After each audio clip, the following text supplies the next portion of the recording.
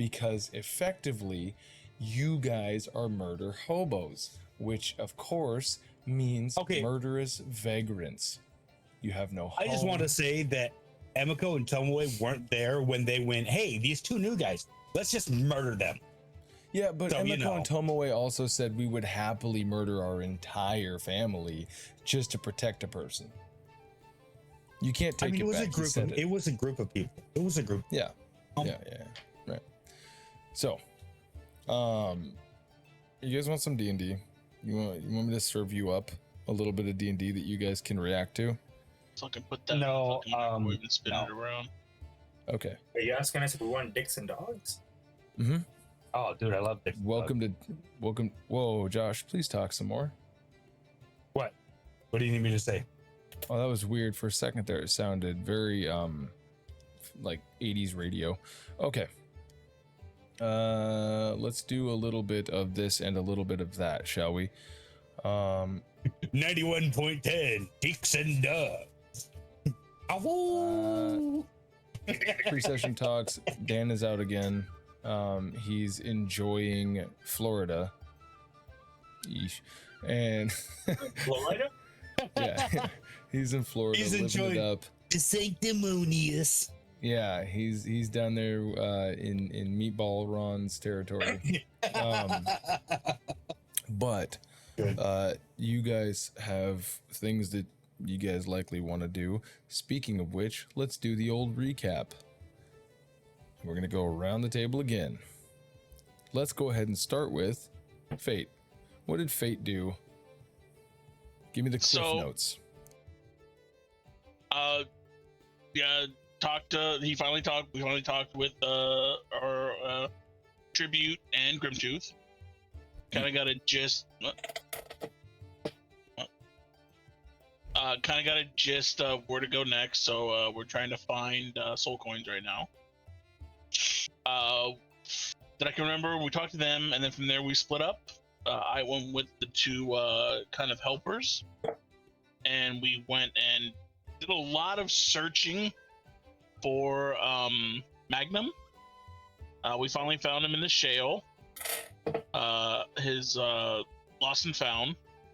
Talked to him. He was a very interesting fellow.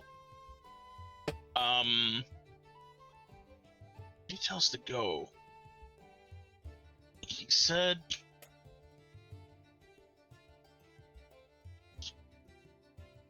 solve the puzzle.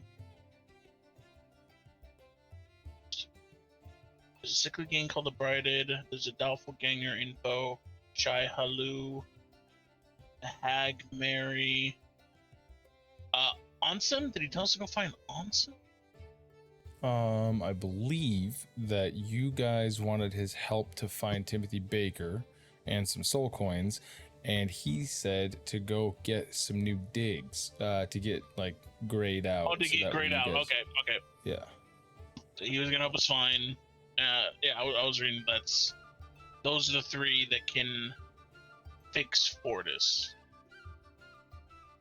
Right. Mary, Ansem, or Wispel.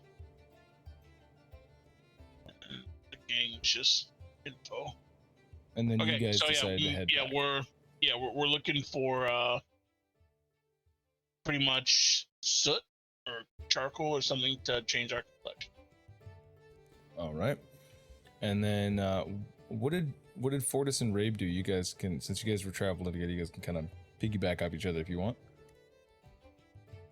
Fortis was brought into fold with the rest of the group, where afterwards Fortis also was temporarily, as far as we know, we are not sure how long, temporarily cured of his stupidity and dumbness. Is the best way to say it. That's not the way. All right. So we've been waiting our whole lives for just one. And then you guys went where? Who'd you go to visit? We went to go visit Nysara. After Fortis and Rabe caught up just a tiny bit. While there, Fortis for the first time got to see Nysara in her full beauty. or half beauty, however you want to say it. Her full glory, half beauty. There we go. Which And afterwards, they left to go back to the bar. all right. So as far as I can tell, Teddy is MIA. Fucking Oslo and Laren are with Fayte, and I believe you guys were heading back to the bar to meet up with the rest of them before you guys actually set out to go get the stuff. But if you want to have sidelined over to go pick up some gray clothes or to find some pigment or whatever, let me know when that happens, when we get to that point. And then Rabe and Fortis they likewise have been making their way back to the tavern. I think you guys were gonna regroup or whatever you guys were gonna do. Cool. Now that we know where we came from, where are we gonna go? Let's do some goals. Let's start with Fortis. Has your goals changed at all? And likewise, if they have, what are they? If they haven't, what are they? Anyways. And you're muted.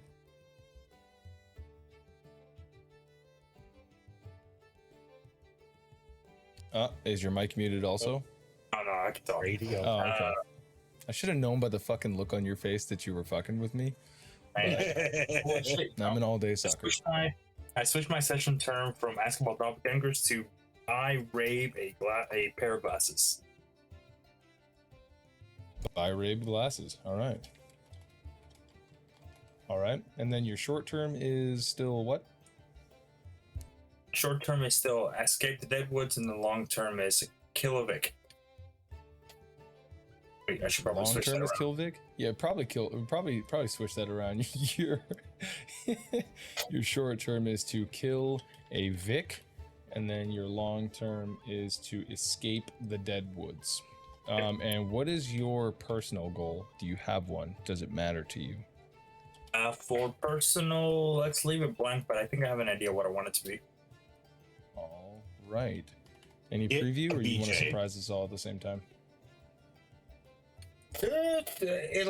I'm thinking about something to do with the kid, Alexander. Alexander? Yeah, was not what I named him? Oh, your protege. Yeah. We have to investigate that further. Okay, so what about Rabiolis Dmitriov Adler? I also would have accepted Rabius the Sanctimonious, but you know, Naturally. short-term goal has been changed to not so short-term. Session goal has been changed to try to understand what's going on with Fortis ever since he left the grasp of him. Short-term is ensure vengeance is begotten upon Night Vein. Long-term is get rid of the Shadow Curse, and personal goal is to find a cure to bring Nysara back to full strength.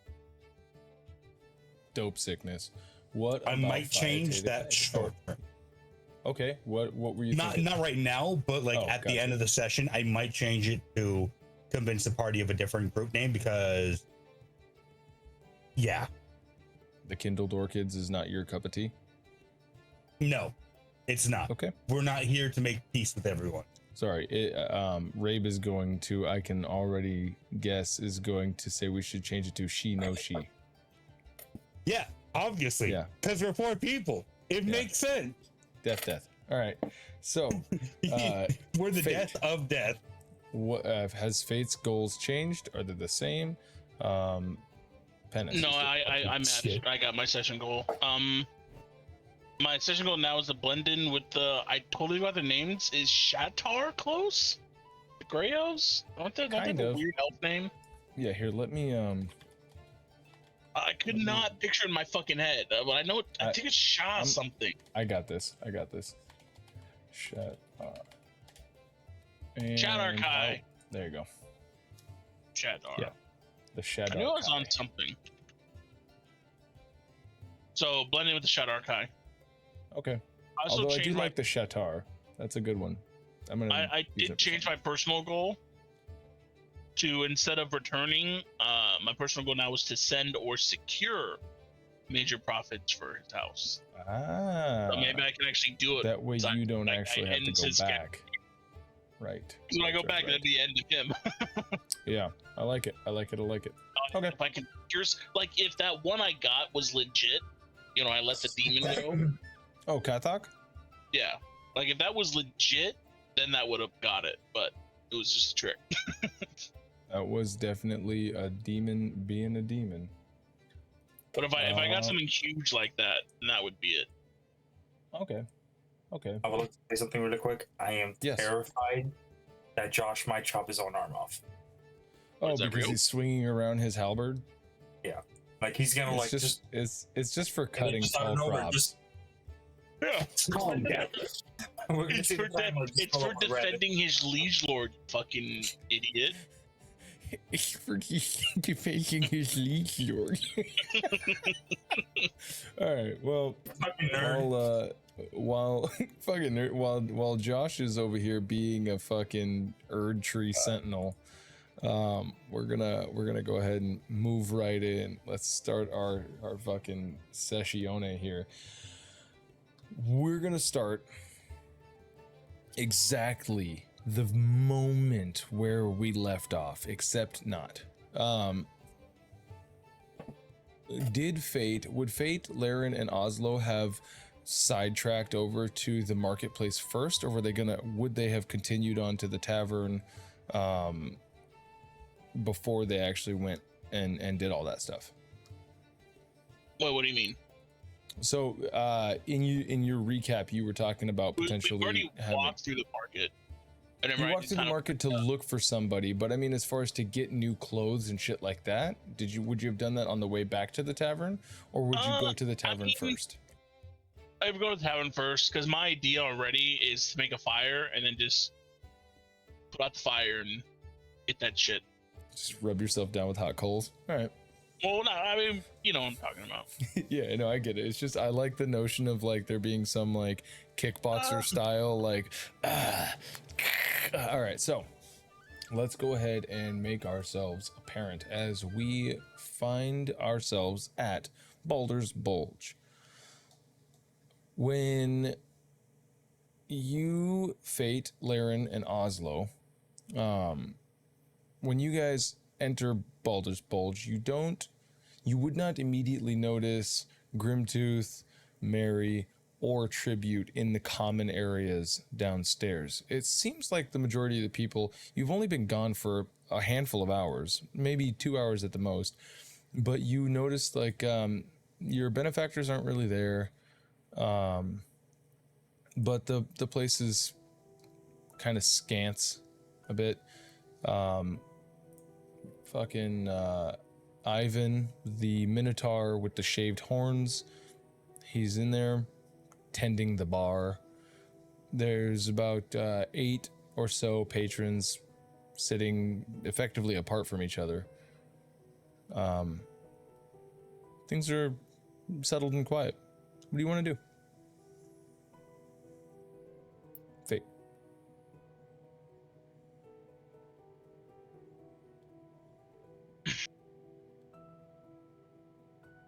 Who's all in the room?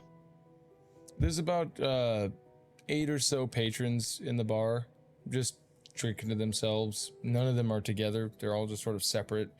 Is there a fireplace? Let me double check. There is, but it's not lit.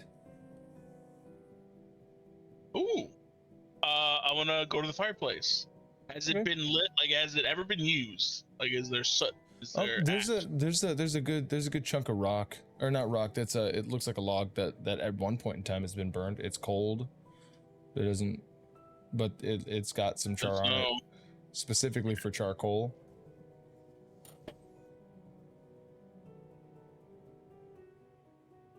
You want to take it, or just pick up the log? Yeah. I'm trying to think if it'd be better just to pick up the log or ask if we start a new fire. Does it? Too stupid to fucking know. I already can tell.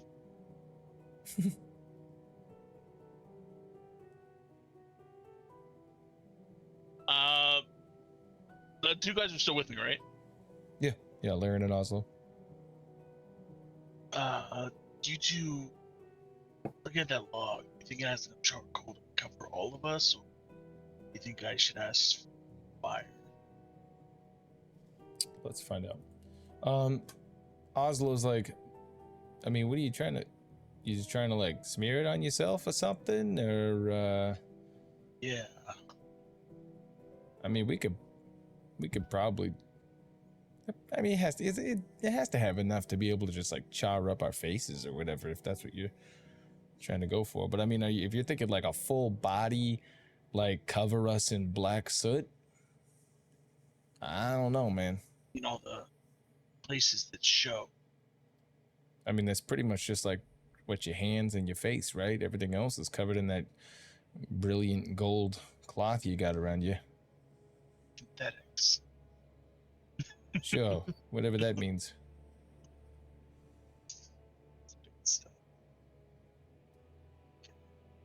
Sorry, you're not coming through there. I don't know if your mic's too far away from your face or something. It's yeah. I mean, we would just have to look great. I don't know. Would it affect our clothes? I mean, if we're gray but our clothes are colored, we could probably come up with like a lie, just like, yeah, we killed some coloreds and then we put on the clothing. okay, let's calm down with that. That's what they called us. Okay, yeah, we should change that one.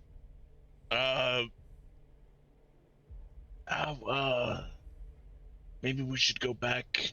Well, this is I think for our skin, this. But maybe we could go out and just get some, gray cloaks that cover everything.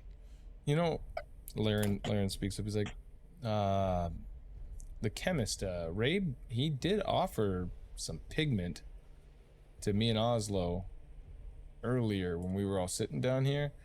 I mean, I don't really like lying, but if it means that we're not going to get the runaround as that detective guy said, then maybe he's got enough for everybody. But how long is that supposed to last? I mean, if we start sweating, is this going to just like run?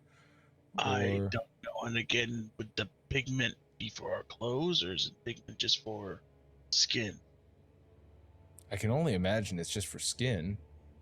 So but I have no idea. Well, let's take this. I'm gonna try to.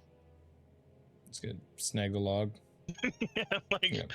Put it like. The moment your hand touches it, Ivan's like, "That's going to cost you 15 copper." I'm sorry, but these are the rates. All right, I'll just pay him. You gonna pay him the 15 copper? I don't have 15 copper. Fucking, let's see here. Roll me a persuasion check. Shit.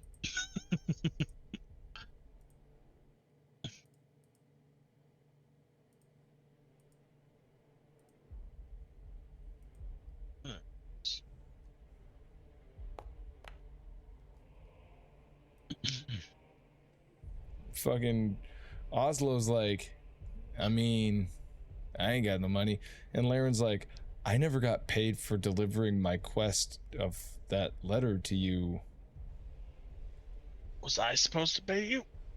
I don't know who's supposed to. I didn't even know if I was getting paid or not. That probably means you weren't. Usually how it goes. But Laren turns to Ivan and goes, "Is there perhaps a task that I could perform for you as payment for this?" Ivan goes, Do you play instrument? Laren's like, not particularly. Oslo's like, I mean, I know my way around a lute. I can play you a couple of hits. What are we talking here? Like room and board? Plus the piece of already burnt wood. Roll me a d20.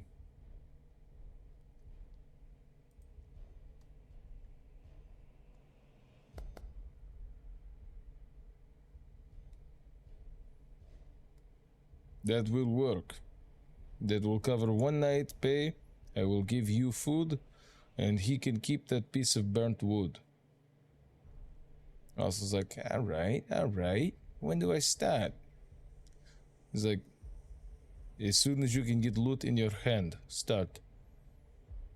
Oslo looks to you and goes, well, looks like I'm gonna be out for the night. All right.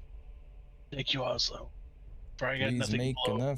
make enough for me as well, please. I have no denominations below gold, so thank you. Bye. Oh, you could have broke it, huh? Well, then I don't want them to know we have a gold, right? Because they swindle us. Now I understand. I do know how it feels to be swindled now. All right. Well, I'm gonna play here for my room and board and my meal and my drink, and you can keep that as a keepsake. And I hope that you make enough. What was the other guy's name? Which one? Laren? The kid? Laren. As for you, Laren, I'm gonna give him 5 gold. That's for the bail. Oh, thanks. Hey, look at that. I got paid. I mean, with how big of I mean, you came all the way here. You should have something. I mean, honestly, I would have just taken the friends we made along the way as payment, but this works well. Thanks. I'll meet you both upstairs unless he's not making you work now, is he? He said as soon as I get my hands on a loot, and I got a loot right here, is he like... Well, should we do your makeup first? I mean... Maybe you'll get better tips. Somehow, I don't think so. Well, I'll be up there by the end of the night or at some point. I don't know. I think, didn't you say you don't have to sleep? So, I don't know. Sleep, yes. All right. Well, I'll be up at some point, eventually, one day, hopefully. I hope. But I don't think they sleep either, just to let you be aware of that. Oh, good.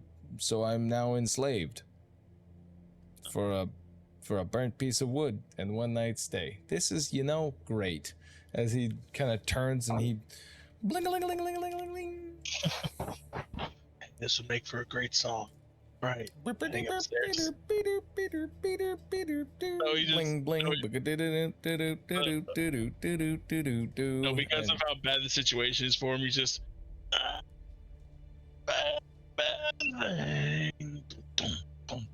Are you gonna start going full blown Steven Seagal? What? No, it's blues. Yeah, Steven Seagal has a blues band. Oh, okay. You're doing the fucking. Okay, good. All right. Oslo looks. He's like, you're kind of cramping my style. I was going for more of a mariachi, but all right. This is fine. As he starts walking around, he's gonna begin performing. I'm gonna have him make a performance check here real fast. Hiya. And where is perception? Where is performance? Here we go. Because he's got proficiency and the tool. Hot fucking dog. Okay, so he starts playing La Canción del Mariachi from the movie Desperado, which is fucking gorgeous. And Laren's like, are we gonna stay down here and wait? Or were you wanting to go make charcoal out of that shit? Oh, I said Okay. We'll be upstairs as I headed upstairs. All right, so you guys are gonna head upstairs. Fucking Rabe, Fortis.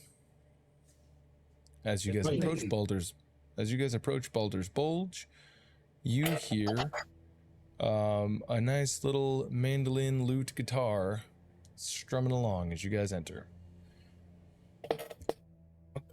Fuck is that sound? I don't think I'm drunk enough to like it yet. Right, what is that? Sorry, Rabe. I believe that's supposed to see. Also, Josh, What the hell was that? I think your voice mod is on. Oh, no. Yeah, Yeah, all I heard was like, what? I'm only a bottle in. What's going on? oh shit, we're all fucked up now. All right, how about I'll pick up with my performance-winning acting? Wait, what the fuck is that? I think that's supposed to be music. It's supposed to be is doing a lot of carrying there, I think, so. Just so you guys are aware, he rolled a 22 for his performance check. Okay, never mind. He critted. That's, yeah. As you guys hear fucking soy un hombre muy honrado que me gusta lo mejor, you're hearing like this immediately becomes a fucking Tijuana bar. There is like, it's pretty damn good. Wait, what's the song? La Canción del Mariachi from Desperado. Okay. I don't know why, but I really want tequila right now. I have a fucking hankering for it. No idea what that is, but okay. I think they don't carry that at the bar, but a vine's close enough. So entering, you guys see Oslo playing, singing. People are enjoying their time. What do you guys want to do? As your benefactors, Grimtooth Tribute, and then that hag Mary are not in the common area currently. Tribute and Grimtooth are not in the comments. They are not down there. Yeah, so okay. As soon as he comes in and I hear people laughing, I'm like, oh, I don't know about you, but that sounds like a perfect time to fucking drink. And as I just start heading down, I go up to the bar and just hear me yell, Aye.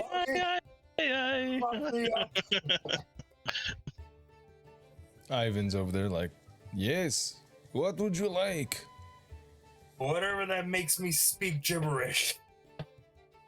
Two vines, please, Ivy. Also, you. Oh. Yeah, Okay. Rabe will follow. As you guys approach, It's not you safe ask to drink for alone. a couple of wines. He pulls out 2 wines, slides them over to you. That's going to be a silver. I give him a. Hold on, let me see. Let me just make sure I'm good for it. Takes it. I plan to give him a gold and like just cover me for the next few. Okay. As he Why do you sound like Mariachi too? he's like, all right, this I can do. As he lines up like 6 wine glasses and does like the pour across all of them, and he starts passing them out to like everybody. All right, I give him the gold and I go, "Salud, amigo." All right, this is really cool. I grab my cup and just do the hey Rabe, the Yeah. clink, that shit. You guys can do clinkies.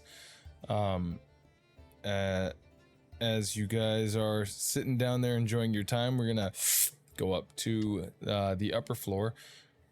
Fayte, you and Laren, you guys are now back into your room. I assume the door's shut, right? Yeah. Cool. Yeah, Calamar's sitting in there reading his book, going over his spells and whatnot. He just kind of looks at you guys. Oh, could you possibly do me a favor, Fayte?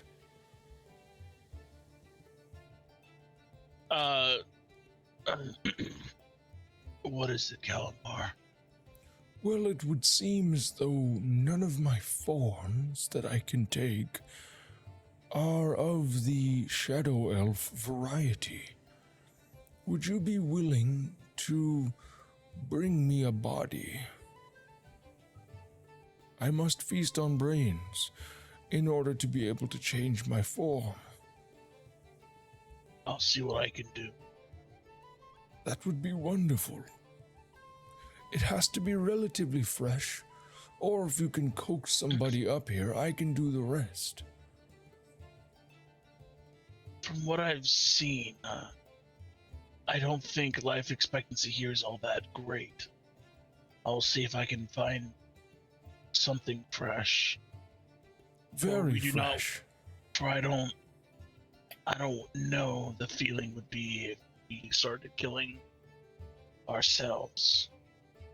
As I'm saying this, I'm trying to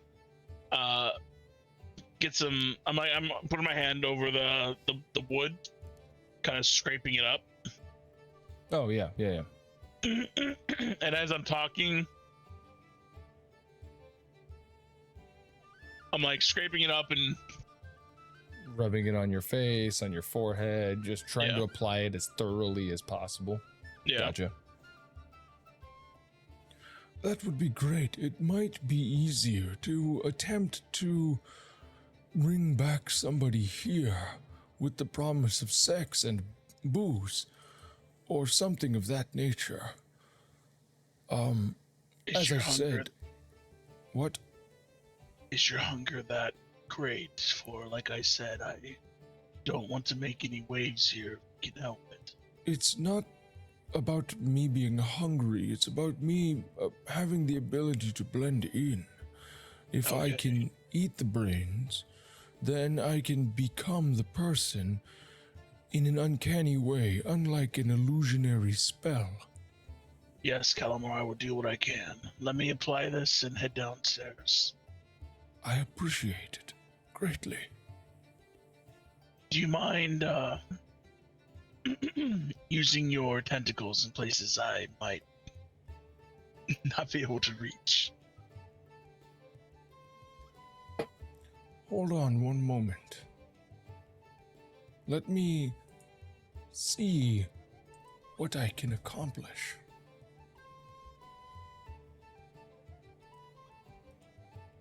Yay. Yes. Although I will be honest, I have never fed on an elf before. Okay, I'll do it myself. Look, I would never. We have made a pact. We are friends. What's a little gray matter between you and a friend?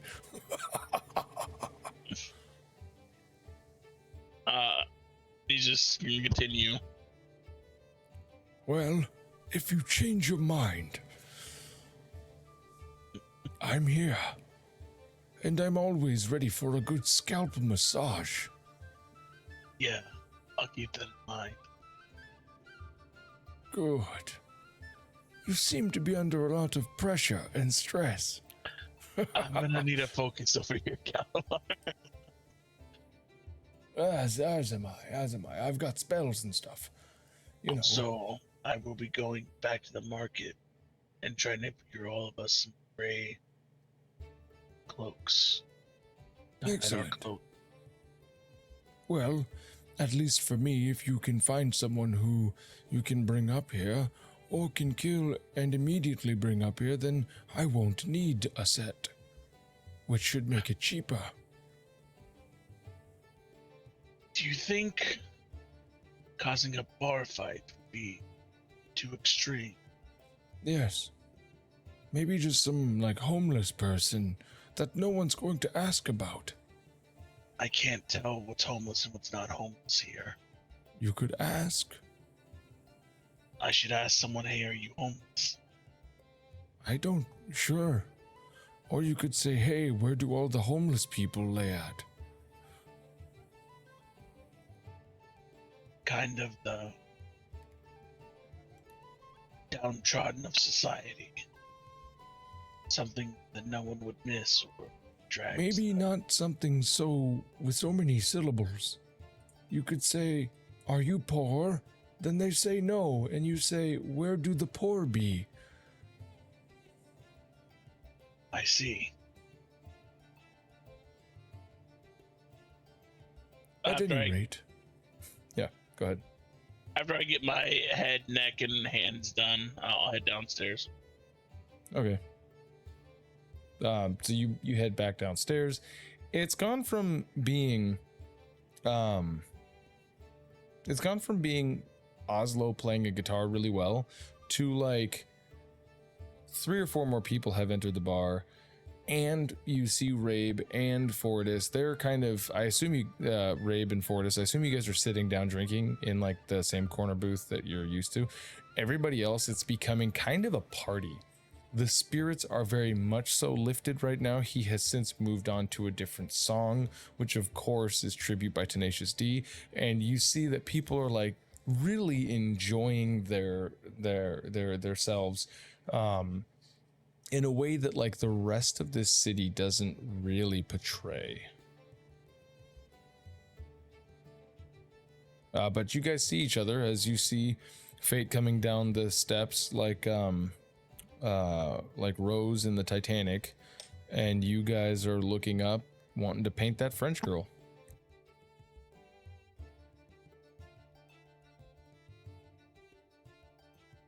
No, I don't want to paint that French girl. Thank you very much, though. He's pretty.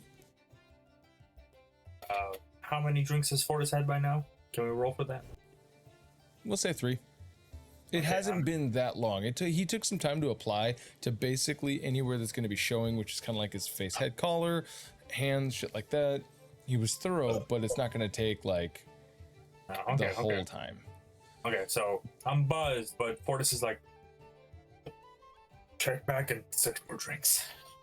Yeah, every time, as soon as you're done, whoop, there's another glass in your hand.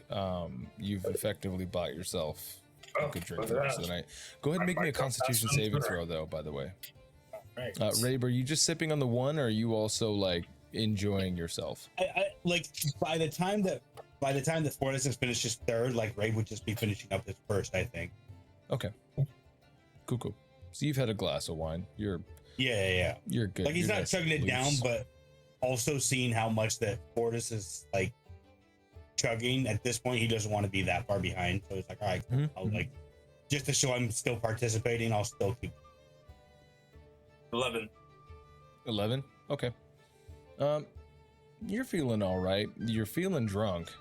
But you're able to hold yourself still.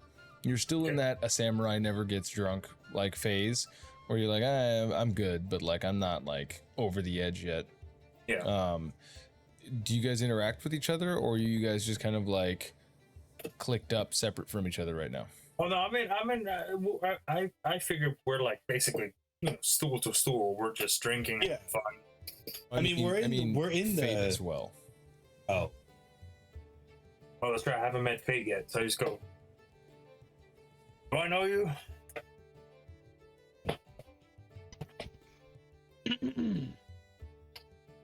He's saying that to me. Yeah. My name is Fayte. I currently am employed under that Grimtooth tribute. With. It's nice to see you're able to form coherent sentences now. Oh, yeah. Remind me, Fate's blind, right? No, that's no, Dave's. that was- Fayte is. Can you describe what Fayte looks like? So right now, Fayte has long white hair. He has gray skin now. He has, the elf ears, and his eyes look like galaxies. It's like they're black, but if you looked into them, like his iris would be like Orion's belt. Like it looks like a little galaxy on a marble. Okay. Like from like Men in Black. The Men in Black Orion's belt, not the 3-star con. You get it. Yeah. All right. So I'm like, so Fortis is like. Oh, and he's in gold. He's in like this gold-looking armor with a, I guess Cloth. a halberd on his back now. It looks like armor, but it's just synthetic cloth. Sir, you need to watch on what you drink. It's not good for someone your age. You gotta be careful. Same thing with that armor you have. You might trip, fall, and you might not get back up. Watch out for the old man. We don't want him hurting himself. Wait, Because of his white hair, he looks like he's old. Oh. Yeah, he doesn't understand, but he's gonna say, I'm told social lubricants are good for camaraderie. Sir, We barely know each other. There's no need for talk or lubricant right now. No, he is. Oh, his social skills on this, as he calls it, plane, are close to, as close to Balthazar as an axe in the middle of battle. So you know, non-existent. Huh? Also, I do not age. Years are irrelevant to me, for I will never die from old age. Well, then you picked the wrong time to not age, because you look like shit. I see. Laren's like, ha ha ha, this is great, right, guys? We're all enjoying our time here, right? Right? Why is he smiling like that? He's creeping me out. Yeah, you don't have to smile that big. At that point, it looks fake. It looks forced. It is. Can't you tell? I don't. It seems like I don't know if everybody checks the measure of their loins when they first introduce each other, but you guys are kind of scaring me here. Oh, I see what you're meaning. How much are the intoxicants here? But okay. Sir, Okay, they don't I gave sell drugs. no. He means the alcohol. I gave Calamar a big bag, like a decent amount of what I have at home of powder, pigmentation to make yourself look darker, so you don't look like you have color on. That would help you get a discount here. Otherwise, everything's going to be expensive. But I would say probably 5 silver to a gold, maybe. I don't know. You would have to ask Ivan. He's a bartender.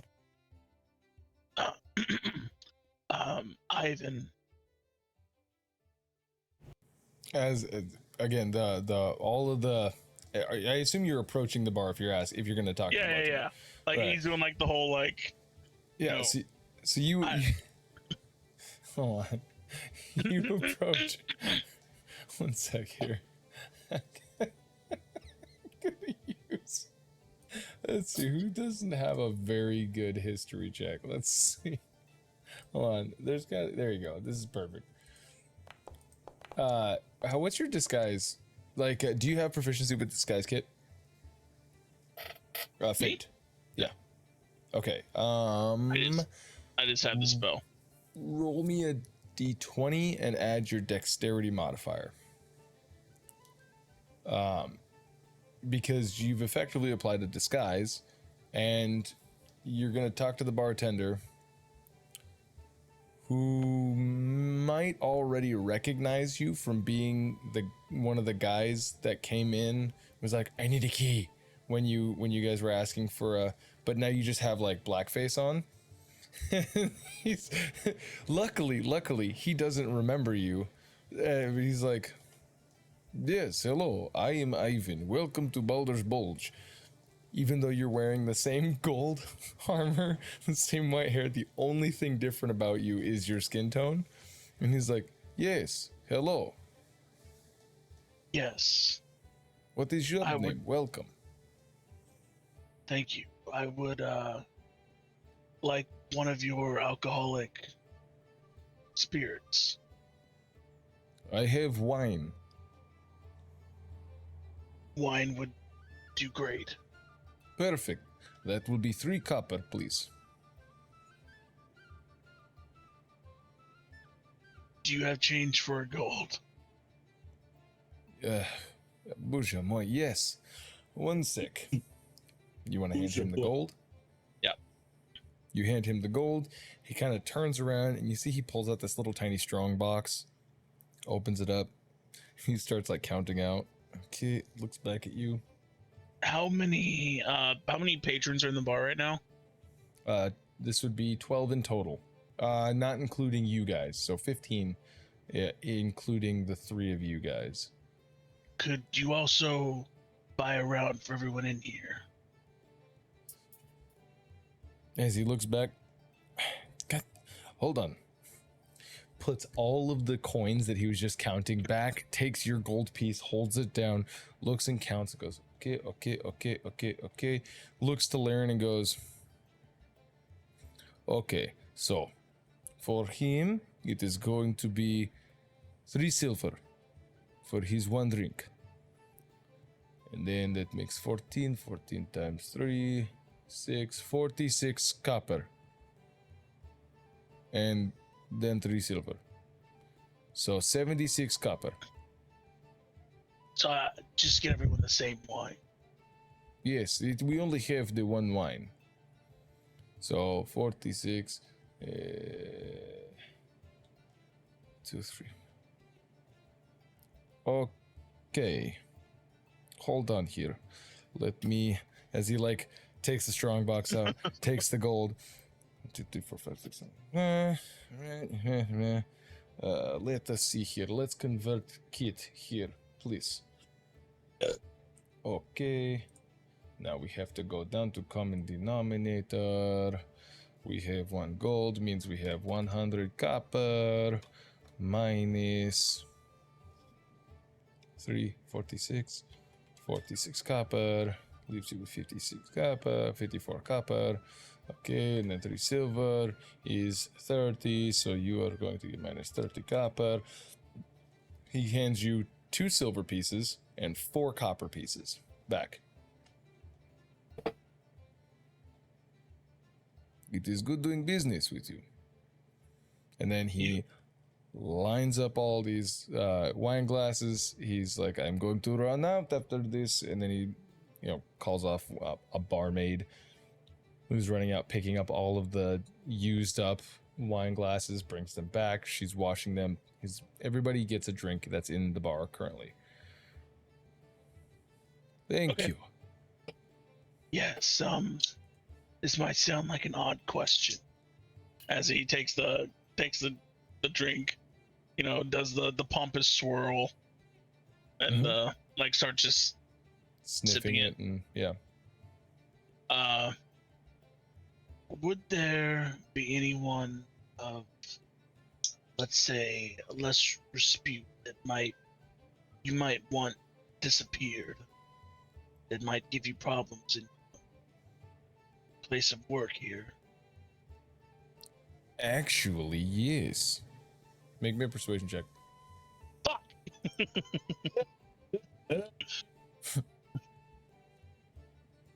Can I just always be fighting things?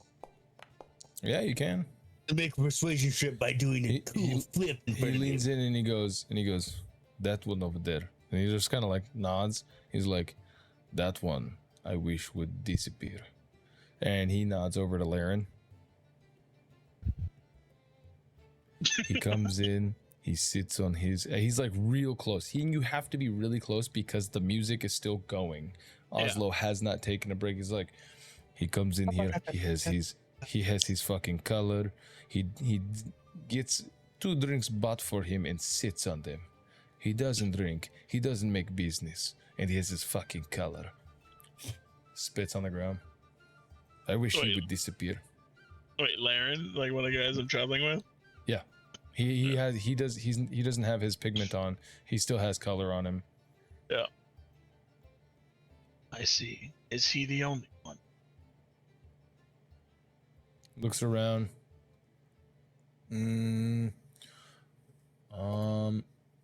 Yes. The old hermit on the side over there. You see one of the people that's drinking currently, as he nods over kind of by where Oslo's kind of stationed at, which this place doesn't have like a bard's area. It doesn't have a stage or anything like that. There's just a corner where there's less tables and shit. Oslo's playing his little lute. Like right next to him, there's this really old looking Shadar Kai. He seems to have like some sort of a fucking horseshoe of hair that's just like scraggly. Everything about his face looks like weathered and worn, beaten down. He's got this big, huge, long, like hawkish hook nose, and he's just sitting there in just rags, just in the corner, sipping. Roll me a d20 real quick. He goes, as you're doing this, he goes, all he ever does is come in, accept free drink, and scowl at people, making some people feel uncomfortable. Every day he goes on and on about, oh, the Raven Queen, oh.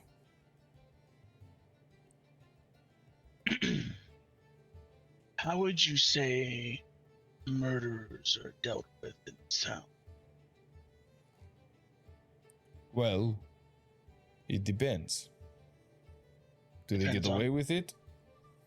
They're not dealt with at all.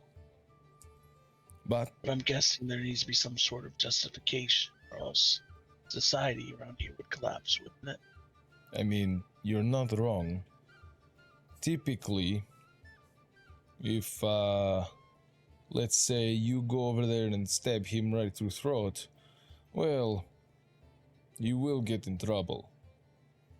As there can't just be open fighting everywhere. But also, how do I say this? Mutual combatants are okay. It typically does not happen unless there is no further discussion. But most people understand if two people are willing to fight and there are enough witnesses to both people accepting, it is okay. I see. Kind of like not only just, but pretty much honored duels. Or it's Sure, duels for honor, duels for money, duels for whatever. I see. He's gonna clank on the table one of the silver coins and then just slide it over. Thanks for the information. Of course. Anything for a friend whose name is...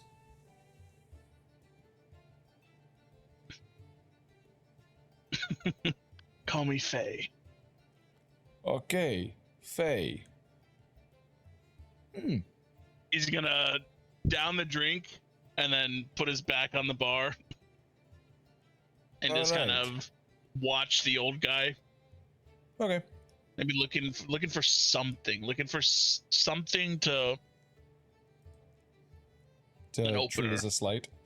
Yeah, Okay. trying to analyze his body. Cool. He's literally just sitting there scowling. We'll get back to you just a second, but yeah, on first look, he's just sitting there scowling. You can kind of see a toe tap at Oslo playing Rabe. You're sitting there. Laren's like, Fortis is, elbow deep in his own drink as Laren's like, hey, did you see Teddy while you were out? No, we do not. Oh, okay. Laren still doesn't have any pigment on, right? No. Rabe is gonna motion to get closer to the table, He leans in. the booth table. He's gonna grab him, as if almost accosting him, grab him by the collar and pull him in. I told all of you to put on the pigment. Put it on, or we are going to cause a big disturbance here, and that will not be good for any of us. I don't care what Calamar is doing. If he has his dick out, whipping it back and forth upstairs, go upstairs, put some pigment on, please. Yeah?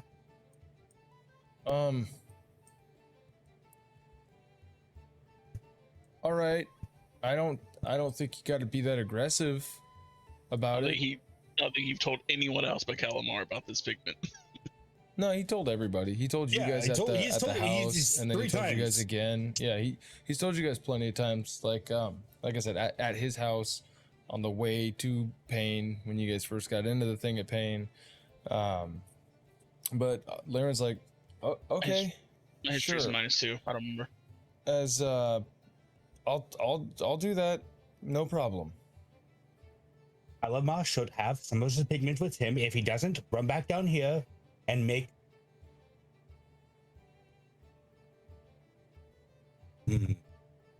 some sort of signal that will make it clear that Calamar does not have the bag ready. Okay. And then gonna let go. All right. He kind of like sits Good back. job on the song, buddy. You did good. Yeah.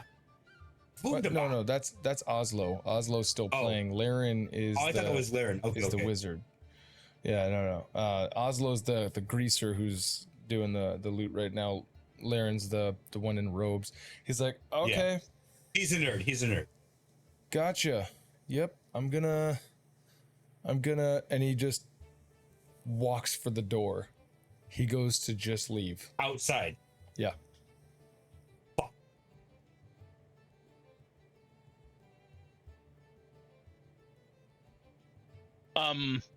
As soon as you see him hit that door, that old man gets up and starts walking towards the door. Rabe, you would see him pass by. Fayte, you would see your guy. Yeah, come up. Where are you going? Who do you ask? Our guy. What guy, Laren? Yeah. Oh, you're over by the bar leaning on it, right? He's I thought you said he walked right past me. No. Your Mark, the old man, follows him out the door. Oh. Yeah. Yeah, I definitely follow that dude. Okay. So, you see him get up and start walking. And you guys, I assume, Rabe, you said that you're going to follow him out as well? You're following Laren out, right?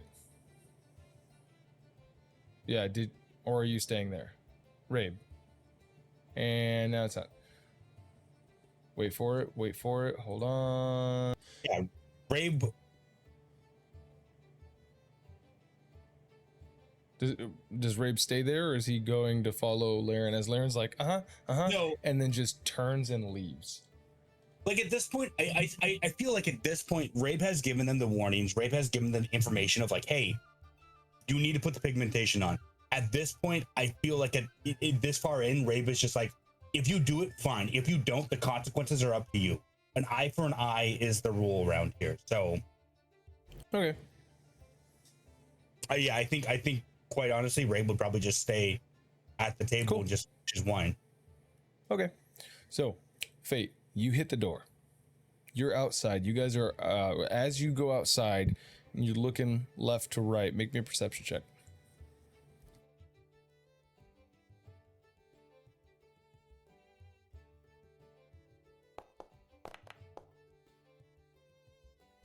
Right. As soon as you go in, you can actually hear to your left immediately.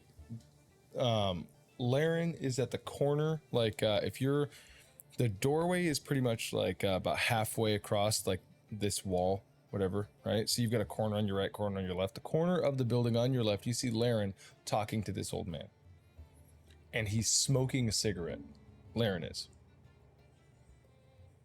I'm gonna come in from behind. I'm gonna try to be stealthful, so the old guy doesn't know I'm coming in behind him. Okay, go ahead and roll stealth. And as you are stealthily approaching, let's sec here. Okay, no, it's cool. Wait for it. Did you roll? 15.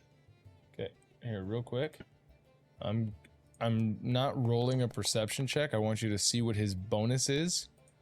So it's a +3 +4, which is a 7, right? So his passive perception is a 17. So your stealth does not beat his passive perception. As he's talking to Laren, or as you're approaching, he's just like, "Thank you for letting me bum a cigarette off of you." As Laren's like, "It's fine. I don't typically smoke anyways." And you see, as you're like approaching, he sidesteps a bit just to not to like haha or anything like that, but he does step and look towards you, almost opening up for like another person to join. As he's like, hello. And so Laren and him are smoking, and they see you, and you're like, May I also get one of those smoke sticks? Laren's like, I didn't know you smoke. You seem like you take good care of your body, Fayte. He kind of hands you one. He's like, you want me to light it? Yes. I've ingested many poisons in my life. And he goes, you want me to smoke it for you too? As he produces this sort of like this contraption that it's got a flint and a steel and it lights a little wick, and he kind of holds it out for you. Yeah. Yep. So you guys, all three of you guys are sitting there smoking. Just like, sorry, man, that Rabe is really intense. He wants me to go put the pigment on. I don't know, man. I feel like I'm lying if I try to cover myself and, you know, like I'm trying to hide myself, who I am. And the old man's like, what? You're going to lie about having your color? He's like, well, and he looks to him and he goes, I'm just watching them both. I'm not talking. he's like, no, maybe. All right. He's like, yeah, I've already been given the runaround because I've got my color here, and somebody suggested that maybe I don't have my color on. And the old man's like, I get it. Yeah, it sucks. A lot of people here, they forget that at one point we all had our color, and this place is just sort of taking it from us. I get it. The Raven Queen, she put a nasty curse on our kind. As he's like smoking, he's like, the Raven Queen, still? She's got to be gone, right? Like, everybody left. He's like, yeah, she left. Bitch, she left the curse. May the gods, wherever they are, curse her. I thought your kind revered this Raven Queen. Sure, we did. She cursed us, made us love her, made us follow her, and then she left us. Is your sentiment shared among the Shadow Archive here? Most people, they just go on living as if she's still there. Not believing that she's still there, but, you know, habits are hard to break. Most people here, they still do the things that we used to do. Torturing, self-mutilation, anything to feel alive, so to stave off the shadow curse that we are all cursed with. But I have given up long time ago. I should be dying soon, but it is whatever. Why do you think that you should be dying soon? You don't know about the Shadarkai's shadow curse, or the curse that plagues these lands. The lands in general, I thought the Shadow Archive was immune to. Immune? No. Natural. It is as much a part of us as that fucking fog.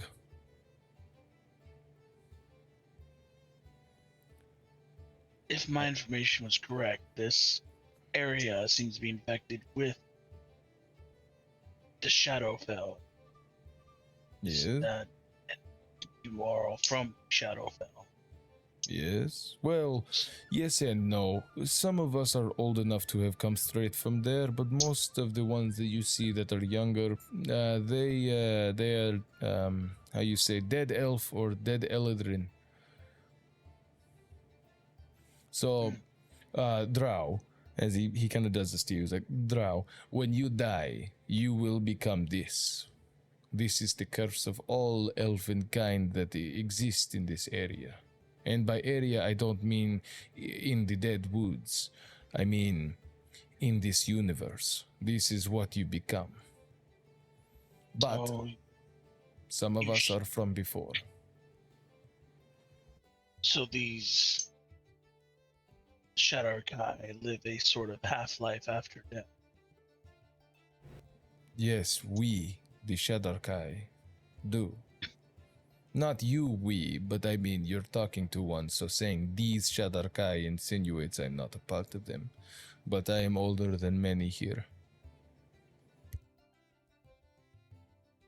But I gave up the flavor of torture and self-mutilation a long time ago. It's pointless if there is no rebirth or anything like that in service to the Raven Queen who gives no shits about us. You understand? Yes, I do understand it. I just took it for a way of life for your kind. And for many it is, but it would be like if your Spider Queen left and you continued to be Drow. Like the matriarchy and the suppression of all males, yada yada yada. If you continue to do that in service of the Spider Queen and Lorth left, then... Thought that Loth did in fact leave. So you're saying that she is not there either? I am not Drow, I am not worldly, but I can only assume that if the Drow are still living how they live, that it is in service to her, and it's not the same because, you know, clearly we are worse off than the Drow. But if you're saying that we are same, then welcome, my brother.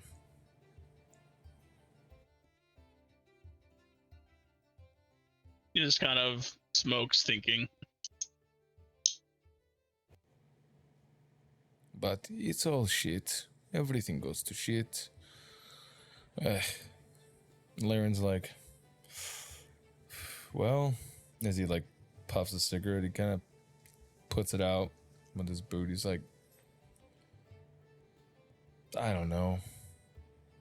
Should I even bother putting the pigment on? Laren, what is it you wanted to do with the rest of your life? I have no idea. Well, you seem pretty excited to learn new magic and ready to join us on this little foray we have to the Shadowlands infection here. The Shadowland infected land here. Would you say you joined up because it interests you or because you had nothing better to do? Seemingly lost after your quest of your life being complete. Well, all things considered, you kind of took the wind out of the sails, Fayte, by explaining to me and opening my eyes that, you know, fate doesn't really exist, and any sort of predetermined destiny is bullshit, but that my life has just been a circumstance of questionable events that have all led to, well, circumstance. I've been doing a lot of thinking on that, and maybe it's just the general malaise of this place, but I don't know, it was kind of cool to meet he looks over in Calamar and find out that, like, whoa, magic is still cool, but that also means that I'm not unique. And although I haven't met another person who can do the same types of magic, I actually find you very unique to your predisposition to magic. I think with the right mindset, you could go very far in life, or at least have a very unique story. well, thanks, Fayte. I appreciate that. At your age, it is very common to question these things in life. It is very normal to have these feelings that you're feeling. The one thing that will get you past this is to have a heading. Something. My brother told me something a very long time ago. He said there's 3 things you need in this world to be happy. Something to love, something to hope for,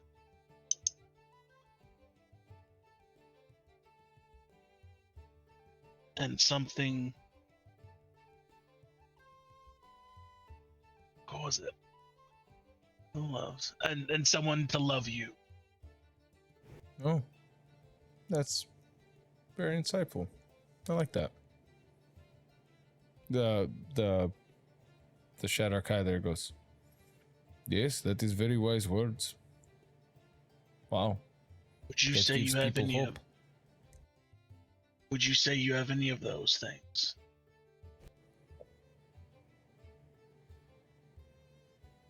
Well, and then we're going to cut over to Rabe and Fortis. Rabe. Fortis. Yep. You guys still just drinking? Sitting down, doing whatever? I think at this point, Rabe might be slowing down on his drinking. Like maybe at the end of his second glass and the end of Fortis' sixth, like now there's just anger, and the drinking's not helping with it. So he's just sitting there, like maybe mumbling to himself or something, or arguing with himself, much like you would if you're driving home from a bad day of work. Mm-hmm. And Fortis, you're still just fucking balls deep in your wine? Yep, just going. Okay, both of you guys make me a Constitution saving throw this time. Fortis, yours is going to be a little bit worse. Let's roll a nat 20. I mean the DC that I'm Con setting save? for you. Yeah. Oh, con save. Mm-hmm. Oh no! I mean, con save is basically roll twice and then go, right? No, Constitution saving throw is whatever you just rolled plus your Constitution modifier, and if you are proficient in it, that too. So What'd you just roll? 22 total. Can I use my inspiration? If you want to. That's what you want to Wait. use it on? Yeah. Okay. Oh god. Much better. Okay. So a 22 total and a 16 total. Gotcha. All right, yeah, you guys are nice and loose. You guys are catching a real good buzz. But you're able to keep your wits about you guys. The anger and the fact that your liver is like this fucking big. You see Fortis goes from gray to a slight tinge of yellow now. So it's pumping like a diesel truck right now. yeah, exactly. At this point, Oslo has changed his tune once again, and he's now playing. Wait, what is it? "Unbreak My Heart" by Tony Braxton. God damn it! And everybody in there is just feeling the fucking rhythm. He's going through like the greatest hits playlist right now. Does he have Pigment on or no? No, he hasn't had the chance to put it on yet, but he's also a skeleton. I mean, so at least he's white. He has black greaser hair, but like everything about it has color.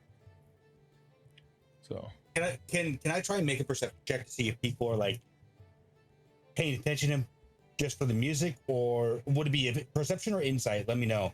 To see if people are paying attention to him for the music or because he has color on him at this point.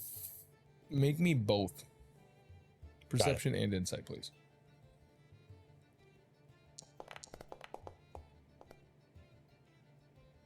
Nice. God damn, I love that fucking super advantage on that shit. And then so like everybody's kind of doing their swaying and this and that, and at this point now there's about 14 people inside of this bar, right? And it looks like there might be more starting to come in as you're watching. The people that you're watching, about half of them are watching him for the music, about half of them are watching him because he's got his color. They're not looking at him with murderous intent, but they're looking at him as like, you're not one of us. You're fresh. It's the fresh meat thing of like, oh, there's someone new in town. An all day sucker, right? Yeah. You guys just gonna Rave's just gonna hang out? Yeah, Rave's just gonna look at Fortis. This is what I don't get. I am trying to help these people, I try to, hey, put this on, help you out, and they don't listen. It doesn't. It's like trying to deal with Cinder again. It's like a child. You cannot rein them in at all. Leash broken. Says to Fortis. Yeah, what? Yes, Cinder was a child. So what exactly are you trying to get at here? You seem to have all your feathers in a ruffle. He just does that for like a good second or two. The laugh just lasts a little bit too long. To you guys, by the way, as you guys are sitting there doing this, you see walking down the steps is Tribute. He still looks blue, still looks, as healthy as the day he was born. He comes downstairs and he's like, well, this is a party. Sweet. The way you said that almost makes me feel like you don't think it's a real party. Well, everyone's drinking wine. I mean, that's all they have to offer. Believe me, if there was more, I would not be drinking wine. Yeah. Yeah. I mean, to be fair, what kind of hangover do you hate the most? The vine hangover. That's the one that gets you. Tequila and whiskey, they burn going down and feels good, but it's just a normal hangover. Vine hangover. Oh, that kicks you in the fucking face. Tribute's like, I don't get hangovers. Ignore the overgrown bird. He sits down only for a second. He's like, look, I'm gonna go to the Abyss where they have some better stuff than wine. You boys have yourself a good, relaxing night. I hope you read a book and you're able to, I don't know, do a 1,000-piece puzzle and some antiquing. Good night. Okay, that's when I get up when I go, hold on. Oh, wait a second. I was waiting for the invite. You didn't tell me you were going to do something? Of course I wanted.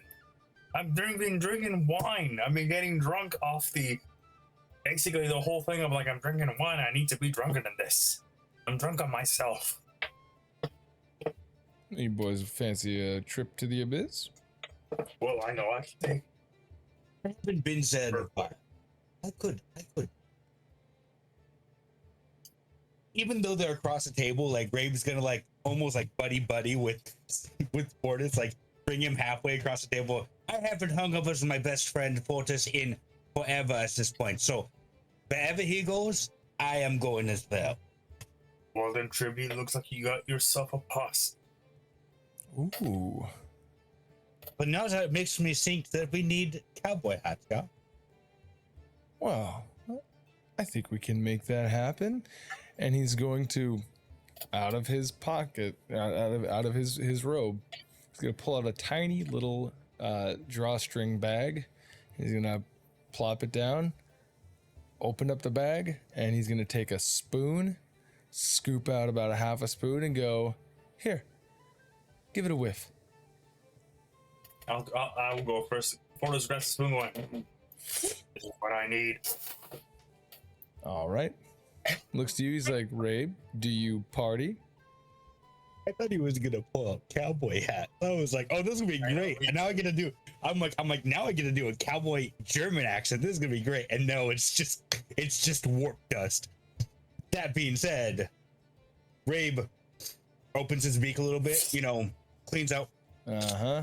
Right, and he Fortis goes, was like that. Oh. I was wondering how you were gonna snort that with your both of you guys make me a wisdom saving throw at disadvantage, please. Oh god. Yeah.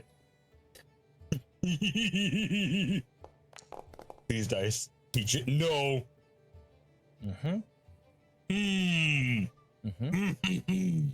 So roll twice, take the lower of the two, and then your wisdom saving throw modifier, please.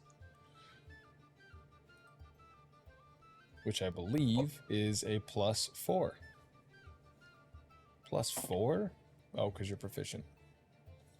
That's 19. +4? Yeah, Oh, sorry, you're gonna roll again. Right. I know. I'm going one more time. So that's 19 right there. Please let it be 18. I hope you the best. Holy shit, 19 twice. All right, 19, so 23 for you. Awesome.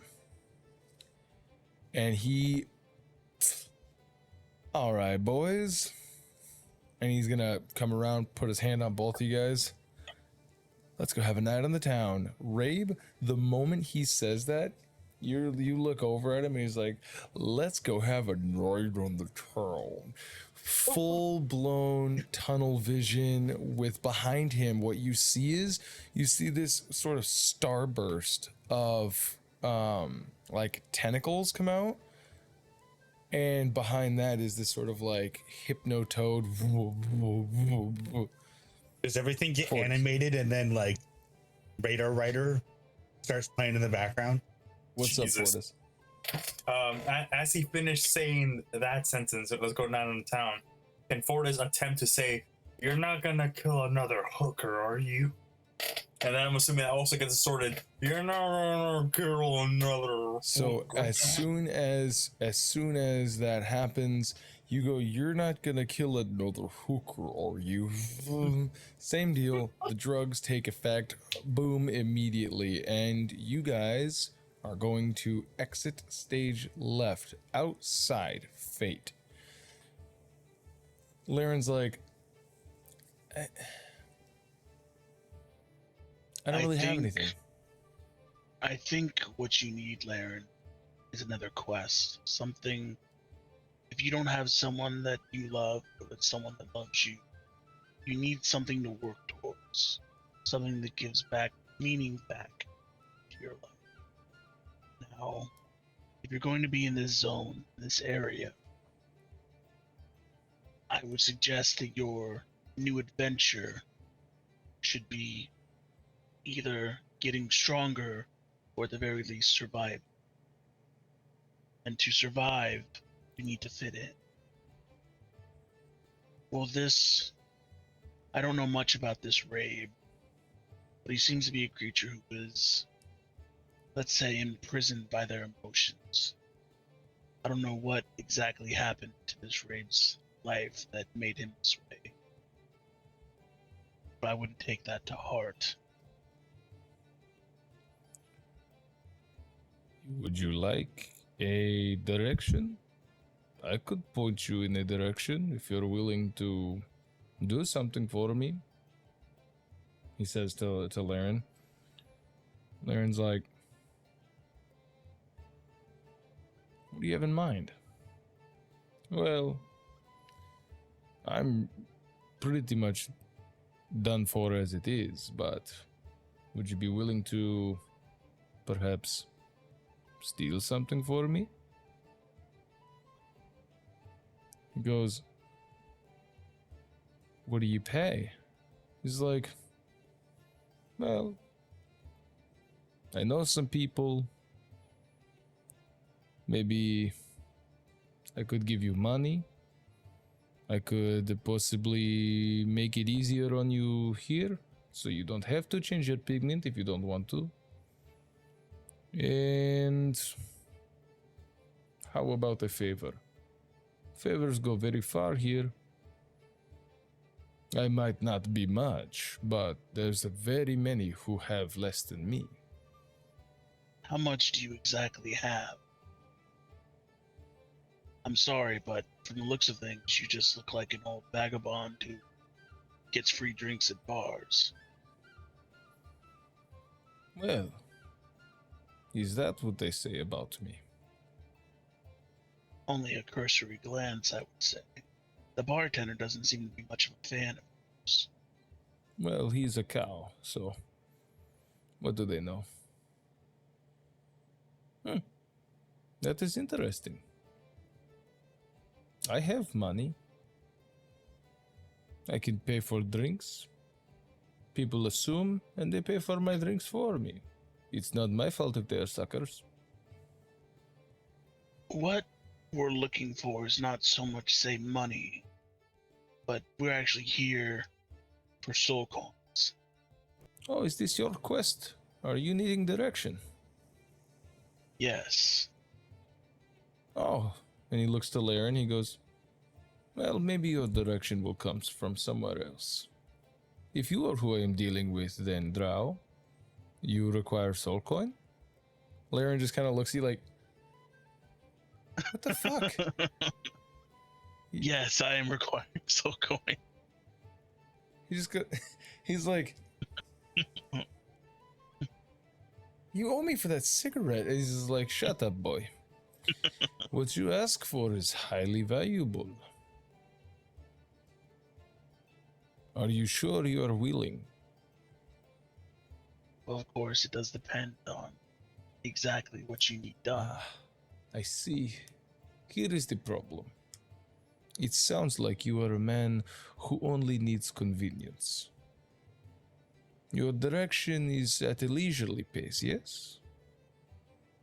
I say you can get a soul coin out of the deal, and you say, well, never mind. It depends on the job. Okay. I say steal something. I wouldn't be so laissez-faire about it. What if whatever you need steal either isn't worth a soul coin or worth way more than a soul coin? All I ask for is a holy relic. Nothing so crazy as a world-ending device or anything like that. I simply wish for the same symbol that a priest would wear around their neck. You're looking for a holy reliquary, or a very specific one, in fact. And this is something I could gain in town. Yes, this is something that you can gain directly from the church that is at the other end of the town. Would this be a reliquary to the Raven? Oh, how did you know? You don't seem to have much love for this Raven Queen. Would you if your mother left you after placing a curse on you? I am not delusioned by any gods anymore. I did not say gods, I said your mother. If your mother birthed you, cursed you, and then walked away from you to leave you screaming like a mewling baby on the ground, would you not have ill feelings towards her? I could see your point. So, no, I have no, what is the word? Ambiguous feelings for her. There's no loss.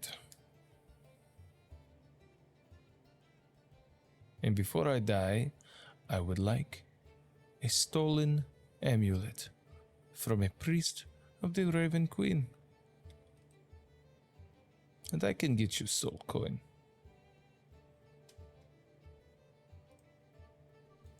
That seems doable. Oh, so it is of enough value for you.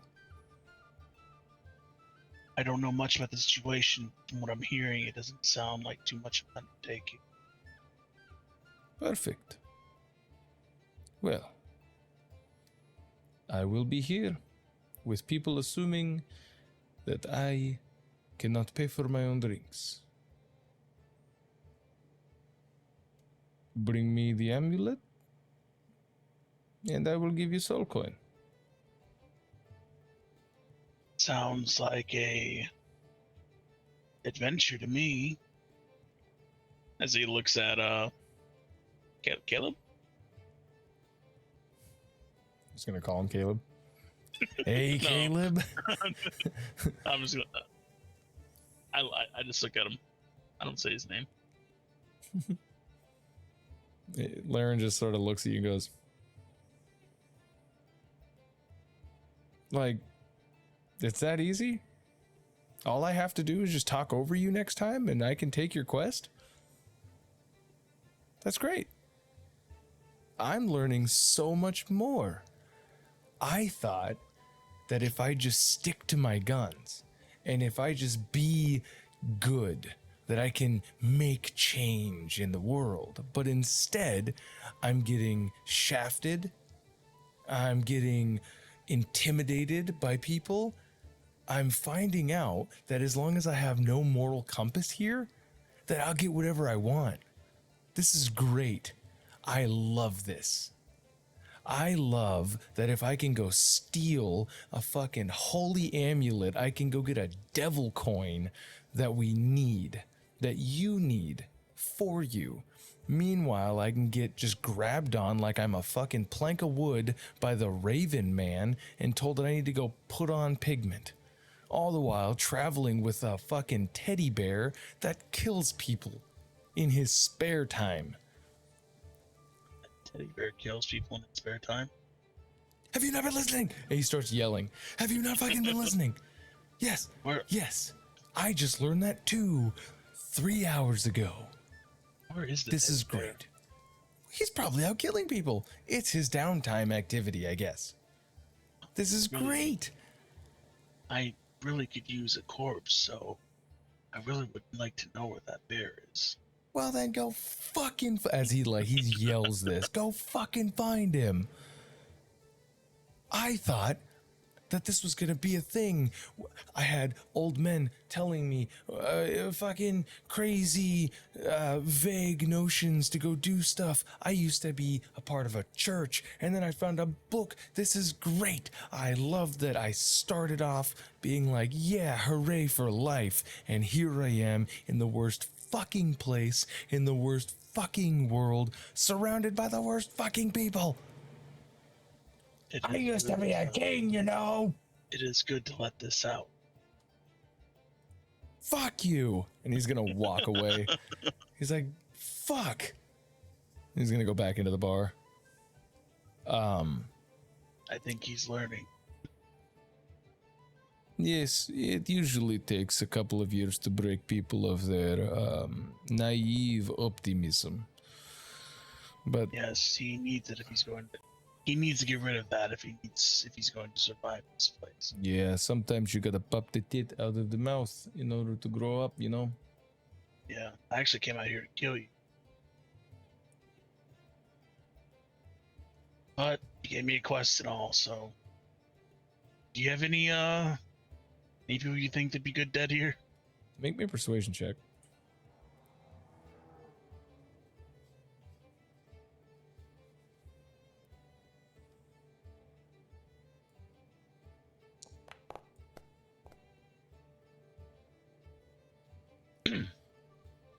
I have 0 diplomacy. For future, with anybody, maybe don't be honest. It's not a good look for you.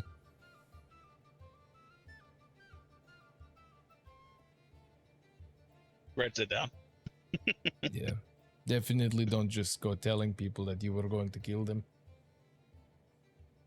But no, I don't know anybody who's a good fit for just a random assassination.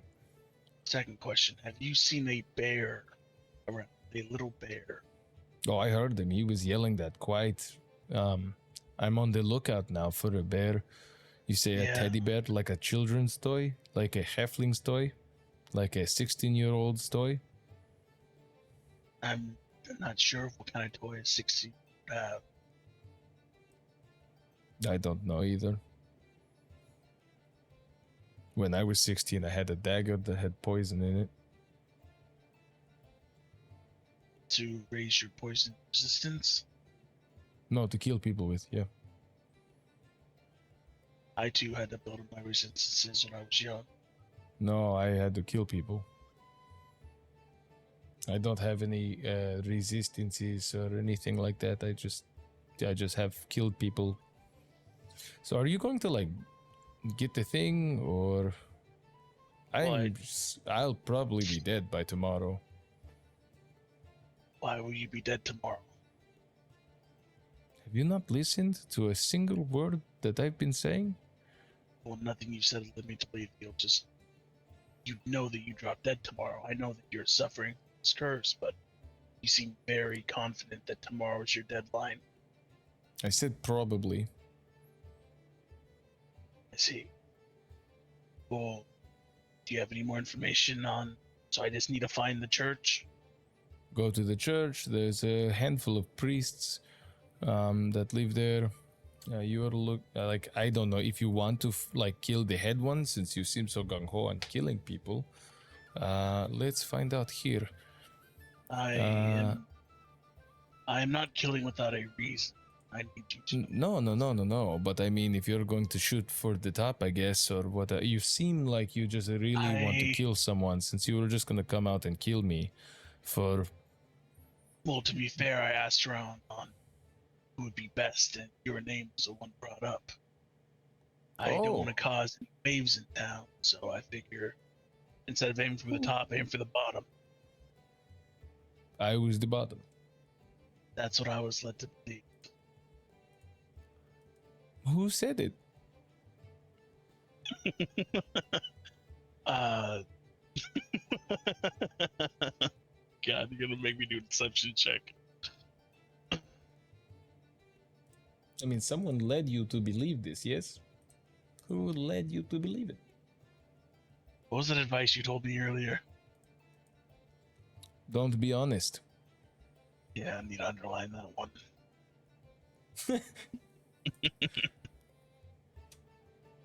I was lying. You're just not going to tell me, huh?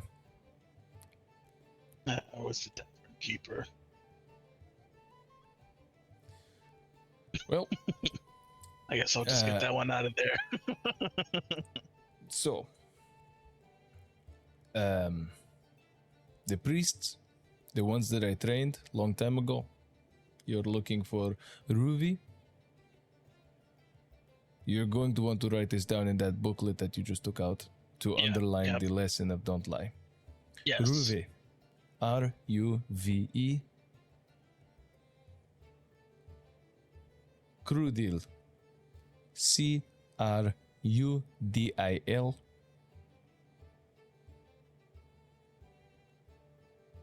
Sinok. S-I-N-O-K.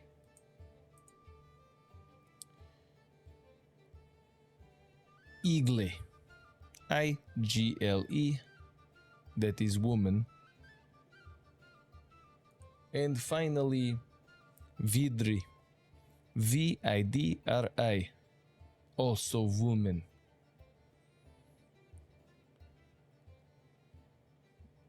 Any one of them will have the amulets that are of a high enough standing to really put a thumb in the eye of the Dark Mother, if you will.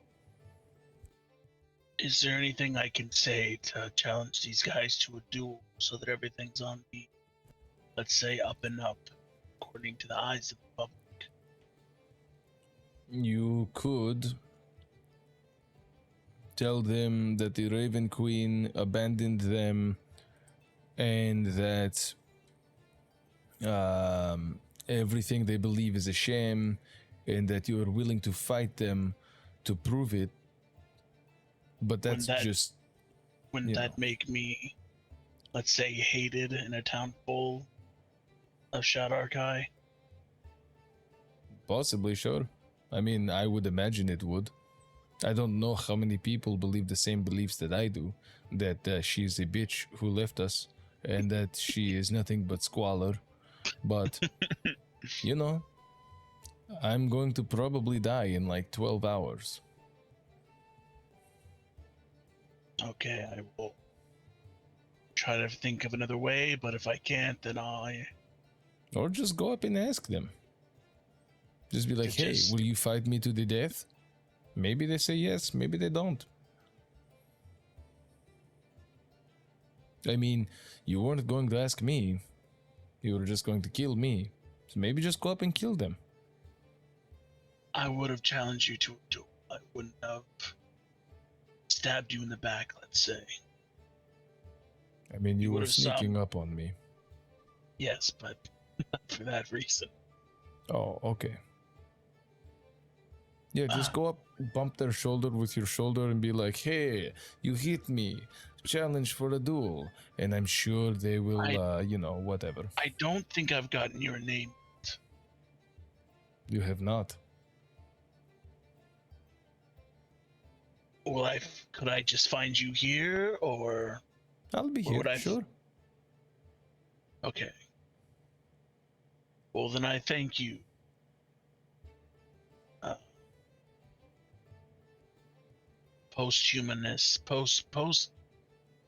Posthumanist hermit. Posthumous, That's it. you are very well learned. I'm much older than you are. Probably, gonna yeah. Head I back believe to the- everything now. Head back in the Just tavern. kind of sits there. You look back just as you're going in. He's picking up the butts, smoking the cigarette butts.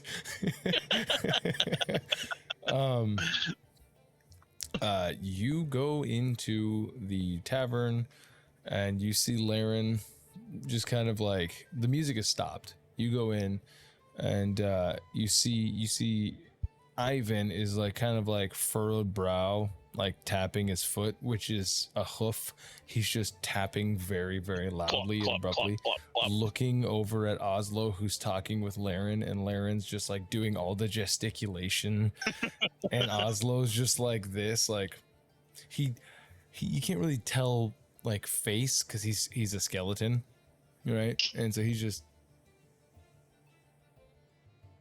And then Laren's like, we're leaving in the morning. And he's going upstairs. He just looks at you and just goes, pfft, and walks past and goes upstairs. Oslo's just kind of like, Yeah, I'm gonna go up to Oslo. boy, yeah. I never thought that like all of his hopes and dreams being shattered like that would make him do that. He'll probably be fine. You just gotta let him sleep it off. He's young, dumb. I don't think he's ever had sex. He's I assume it's for the best. what? Just like giving him that reality check. Yes. Also, What did he's you not say ready. to him? He was crying when he came in. He went. I just stood there and nodded, like, uh huh. As far as I can tell, I think he thinks I slighted him. By first me telling him he should possibly get a adventure to have something to reach for, and then I invited myself on that quest, hoping that we might be able to do it together. But I didn't get around to telling him that, and I think he just assumed I was taking his thunder, so to speak. Oh, all right. He's never been a sidekick before. I get it. I don't think that he should alone take quests. I assumed me maybe chaperoning him, getting what we need to find here would be for the best. Yeah, you're probably right. I mean, you're clearly the more experienced adventurer. I mean, he's Yes. just a little punk kid, anyways, right? He's only like 20 years old or whatever. I don't blame him the way he acts. This is good to get this out now while he is still Hey, look, I'm not the one in therapy, all right? It's him. I could give a fuck. I mean, honestly, like, you probably are doing me a solid if we do, which we probably won't, but if we do end up leaving in the morning to go, try to take care of Teddy or whatever, like, he'll be better for it. Well, I hope so. But if not, if I don't see you more, I hope that you have A good day or something? I hope you make it out of Deadwoods Oh, yeah, with I mean, your group intact. well, not everyone can survive if that's what happens. Like, look, this ain't the first time I've ever died, so, like, yeah, death is whatever. I really would like to draw on that, but did you see where the two Rabe and Fortis have gone? Oh, yeah, that what's his name? That tribute dude came down, and then they started snorting some fucking powders or whatever, and then they literally just went out of here. It was crazy. I'd never seen that shit before in my life. It looked like they turned into like rags and shit, just like gone. And he kind of like looks over your shoulder. He looks over. Hey, you good with an instrument or something? Do you know how to like juggle or anything? Or fucking dance? Can you sing? Actually, I have the voice of an angel.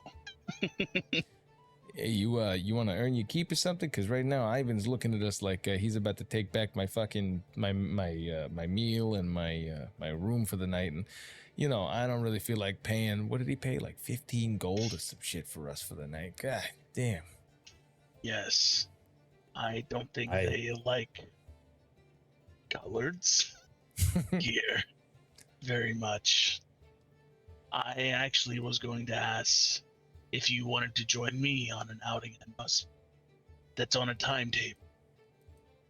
I was going to ask my party, but it seems they are preoccupied. Scattered to the fucking wind right now. I mean, god damn.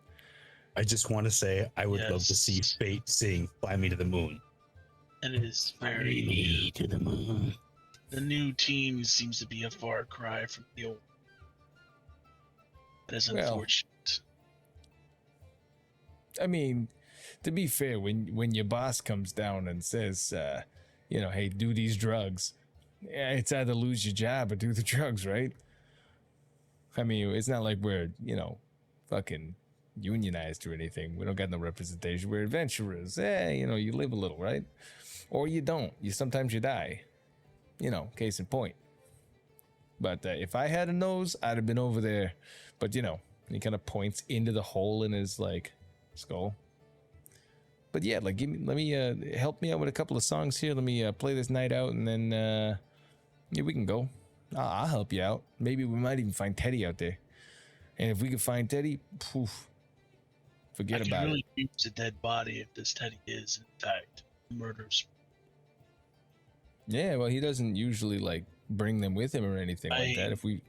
I will be honest with the quest beforehand, just to make sure there are no scruples. Okay. We are tasked with bringing in a reliquary of the Raven Queen, most likely found on a person of worship to her. There seem to be 5 of them. We will probably have to, or I'm guessing it will be on one-on-one, and there won't need to be any, let's say, grandiose arena battle. But just in case, I wouldn't mind having someone coherent at my side.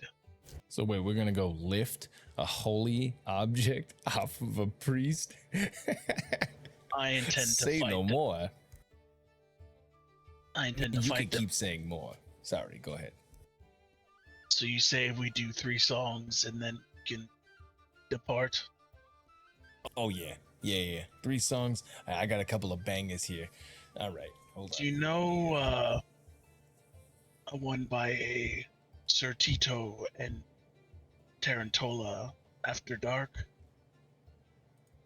I've never heard that one. Can you play it? Not very good, but maybe I can play some of it and you can take it from there. Hold on. Okay, here's the set, all right? I picked these up along the way on my ride over here. Check this out. Gets them every time. First one we're gonna do is the song I learned called Mbop. Fucking slays every time, right? Then we're gonna follow that up with this song called Barbie Girl. And then right at the end there, all right, once we got them all hype up here, there's this song called I Saw the Sign. And it opened up my eyes. I just feel like Perfect. Maybe. Okay. Here, can you play the flute? I have no proficiency in a flute, but I have tried before. All right. Here, and he's gonna pull out of his bag. He's gonna pull out this like it's a long wooden flute, and he's gonna be like, "Here, I'm gonna show you how to do. As long as we can nail, I saw the sign. We're good. Works every time. I'm gonna show you how to do the flute part. All right." And he's gonna make an attempt to teach you. So go ahead and give me a performance check with advantage.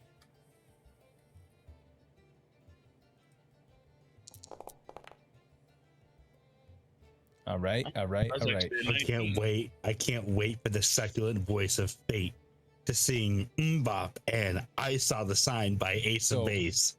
It's Now, going to be amazing. both of you guys are Oslo's going to make a performance check and you're going to make a performance check. These are going to be for you guys just to play the rest of these 3 songs. So go ahead and make that performance one more time. Ooh, that's not good. Wait, is it so with advantage? Nah. Just roll me one regular.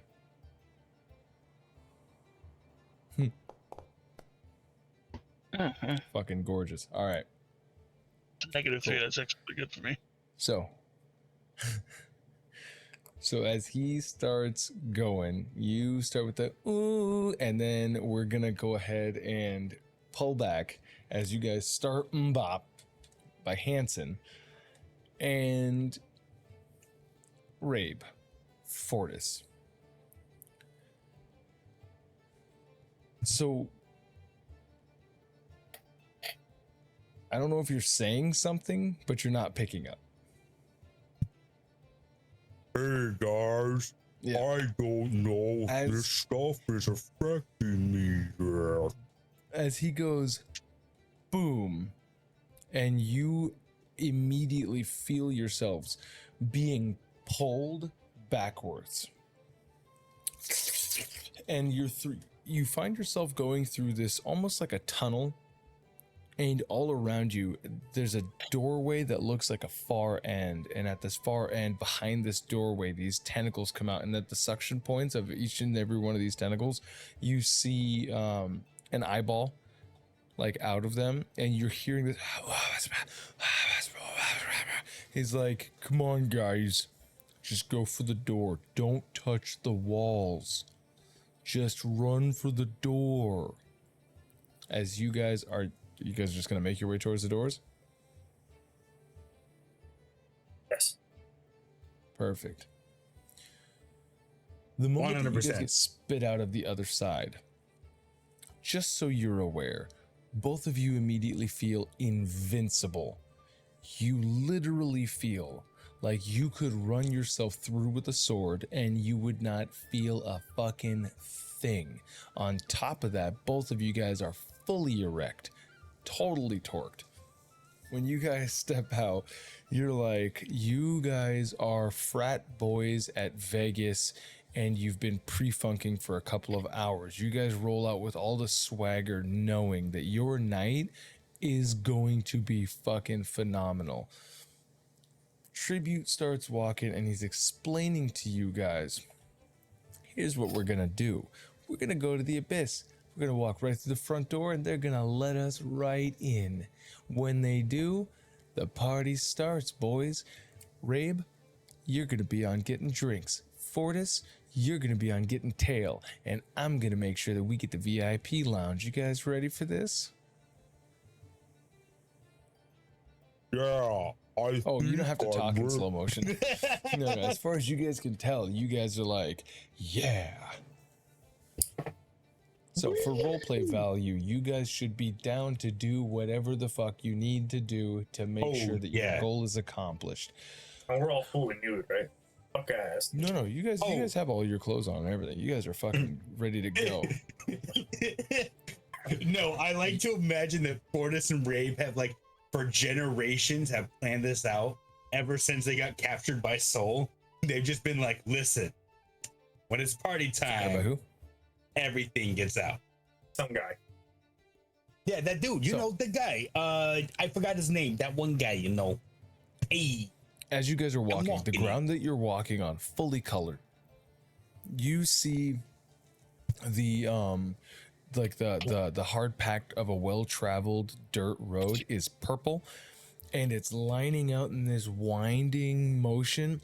The houses around you they all look as if they are made entirely out of chocolates and cakes and all of the patisseries. There's this big huge spiral that sticks out. It looks like you know what a cornucopia is? Yeah. So this What is that again? cornucopia that comes out fully pointed at the top of this cornucopia is an eyeball, and as you guys look, it looks all twitchy, like it's looking all around. The moment it looks at you guys through your own perspectives, this laser straight for your head. Fortis, you hear, I see. You are partaking of the far realm. Perfect. Young Fortis, you have still not put on the cowl. He said, put on a cowl? Correct. The gift that I have given you. The cowl. Oh, shit. Oh, okay, fine. That's right. And what's on the cowl? You put on the cowl. It's effectively the robes that Tribute have given you. Yeah. And you hear this audibly to your right. So you guys are effectively flanking Tribute, staying like a step behind. You're making this sort of flying V, Rabe on the left, Fortis on the right. To the right of Fortis, looking over, you see a fella, black, like crayon black face, big, huge eyes, Cheshire cat eyes with this big, huge Cheshire cat grin. The hood, he's got this big, long black beard. I could show you a picture of him, actually. As you guys are walking, you notice the skyline around you guys is this deep blue, and you see 1 star fall, 2 stars fall. Suddenly you've got this Perseid fucking meteor shower above you guys on this backdrop. It looks like the sky is illuminated itself in this blue, not like a sky blue, but like what's a good dark blue? Think of like a midnight blue if it were brightened. Then the backdrop of this as the backdrop of this sort of like Candyland style cityscape that you're seeing in front of you. Everything is in a wide angle lens that you guys, your focal view or your field of view is like 130. You're just like looking to your side. This man turns his head to you and he goes, "Good. I didn't expect you to take so fast. Most of the ones that I have encountered usually resist. Perfect. Would you mind making an attempt to attune to it? You don't have to if you don't want to. If you want to try to resist attuning to this, it's up to you." Fortis will go ahead and attune. He'll just let it all hang loose. Are you sure you want to do this? This is Okay. from a metagame standpoint. Are you sure you want to continue down this particular path? You don't have to, but to do this means to willingly fail a charisma saving throw. Okay, talk me into it. I resist. Okay. As you put on the cowl, you look over, you see this man smiling as he's walking the same direction as you. And I am just real quick going to see if I can find him. If I can't find him quickly, then I won't. Wait. Fugi token busts. And where did you go? Ah, there he is. Okay.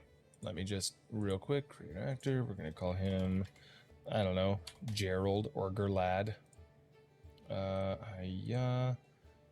Come on up.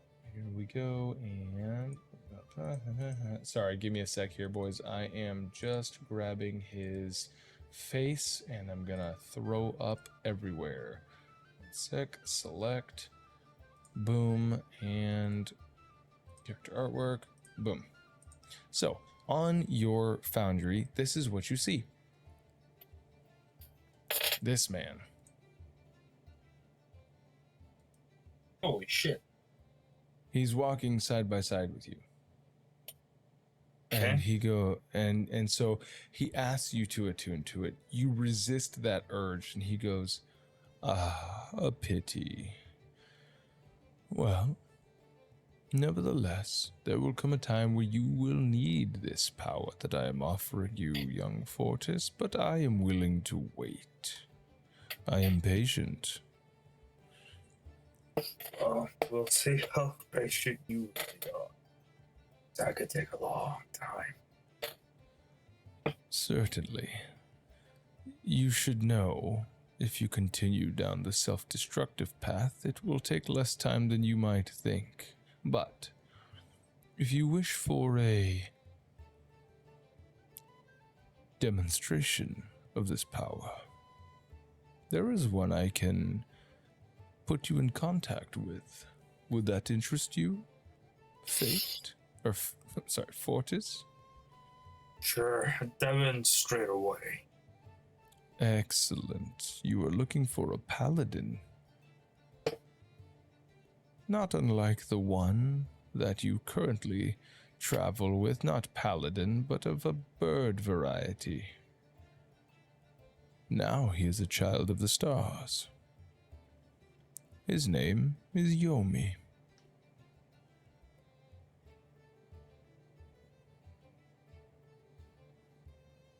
Can I find you? Oh, well, he'll find you, if you're willing. Well, then we'll see how willing I am by the end of all this. Excellent. For now, enjoy your night, and should you find yourself on the brink of death, I will be there.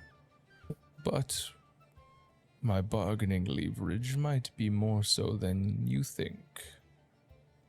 Don't you have a bottle of mead waiting for me? Yes. And he is going to... Rabe, you're walking, you're seeing this awesome starfall meteor shower, which is the backdrop of this Candyland fucking cityscape. You're walking down a purple road, and you hear, "This is different." And to your left, you see Eridan. Oh, we have gotten ourselves into some shit, have we?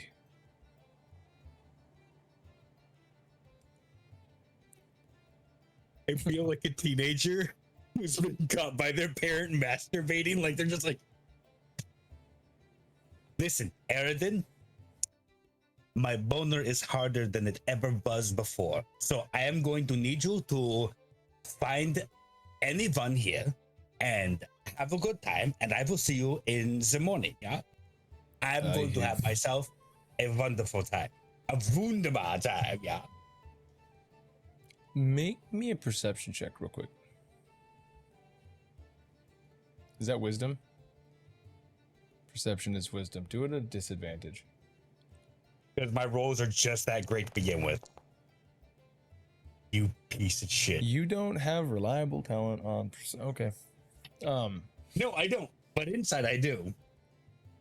As he kind of turns to you and he goes, "If I am here right now, I did do the drugs with you. And we are on this trip together." To your memory, there he was. You sniffed, Fortis sniffed, Eridan sniffed. Fucking tribute took a big ol' helping of it. And y'all are walking together. Anyone that sees Rabe is going to be freaked out because Rabe's gonna arm around and go. Uh-huh. So, anyways, I found Fortis. Yeah, he was being walked around like a puppy dog. It was amazing. But Yeah.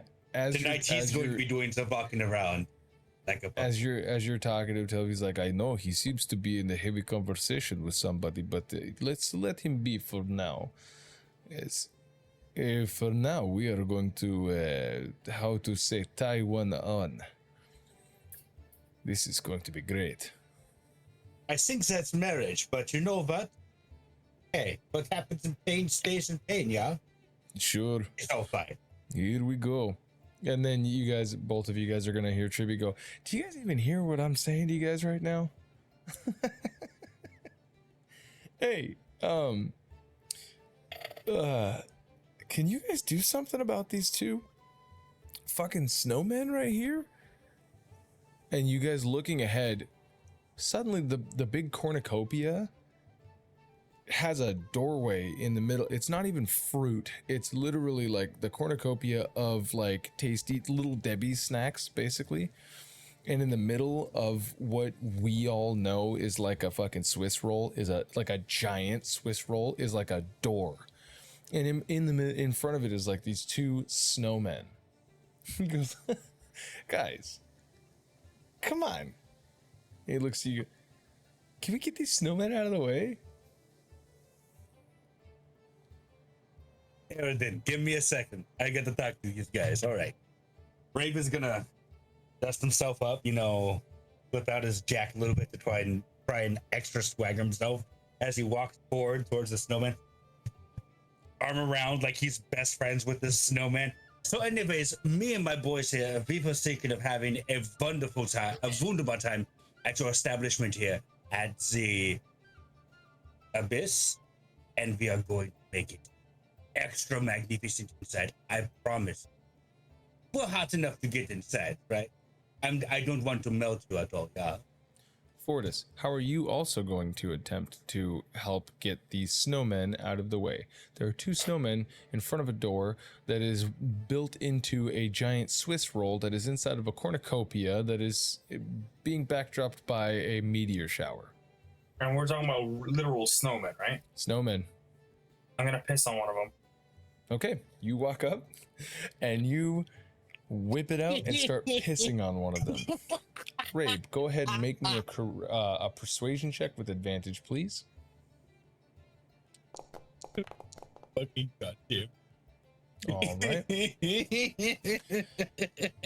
right. You see one of the snowmen just sort of melt away, like literally just melt into whatever. The other one seems to be getting hollowed out by this P as Fortis starts to like write his name, and you see Tribby go, no, he's so stupid, and he Eldritch blasts, and you see this snowman just, and like the top, the head, the body just goes. And he walks up, he goes, Fortis, come on, man. You don't gotta whip it out yet. Well, you want me to get rid of it, so you gotta piss on the snow and it turns yellow and then it turns slow. You're just too slow. Both of you guys make me a perception check with disadvantage, please. Shit.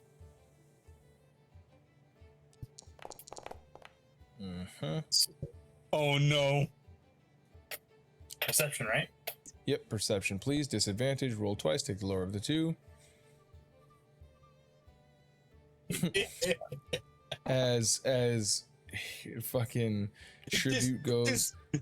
Just know that Dan has to go through all of this when we put it on YouTube. Four. He's just gonna go, man, I can't wait to see what they do. 4 total. What the fuck? Yeah. You guys see Tribute reach for the door and he goes, damn it, and he Sparta kicks the fucking door open. He's like, we home, baby, as he walks in, and you hear, and you guys approach in. As you guys look through the doorway as you're walking in, all you see is like this wind kind of sucking you guys into this place. It's just, you guys kind of like, sorry if that was super loud, you guys just sort of like step into the door. Inside of this place It is effectively completely two-dimensional. You exist as three-dimensional people inside of a two-dimensional world right now. There is a, like, if you've ever imagined, like, Super Mario, on, like, that, like, from a first-person We're in the view. land of the PNG tubers. As you guys start making your way in, to your left is the longest fucking, bar, for, like, a bartender bar, like, goes all the way down into oblivion as far as your eyes can see. And you see to your right, literally like an audience of people, like if you would imagine like a talk show audience. As you guys enter it, you hear ha ha ha ha, woo, and Tribute's like, what can I say? We're here. And he points to you guys and he does the whole like finger gun wink. And he goes, bartender, boom, boom. And what do you guys do at this point?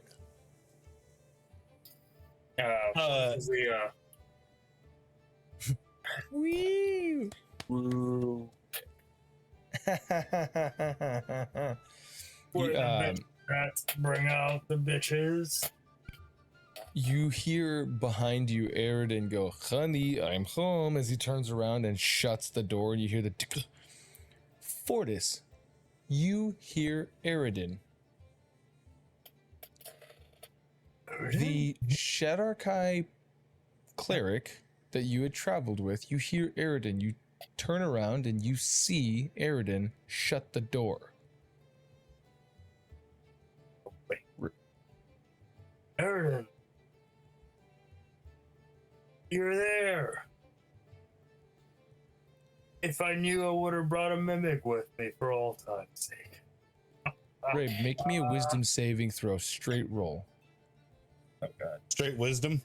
Mm-hmm. Saving throw.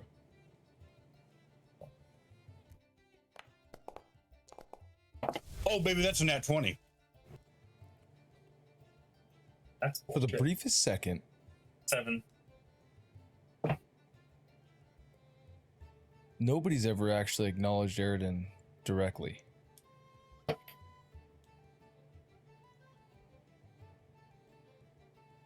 But maybe it's because it's Fortis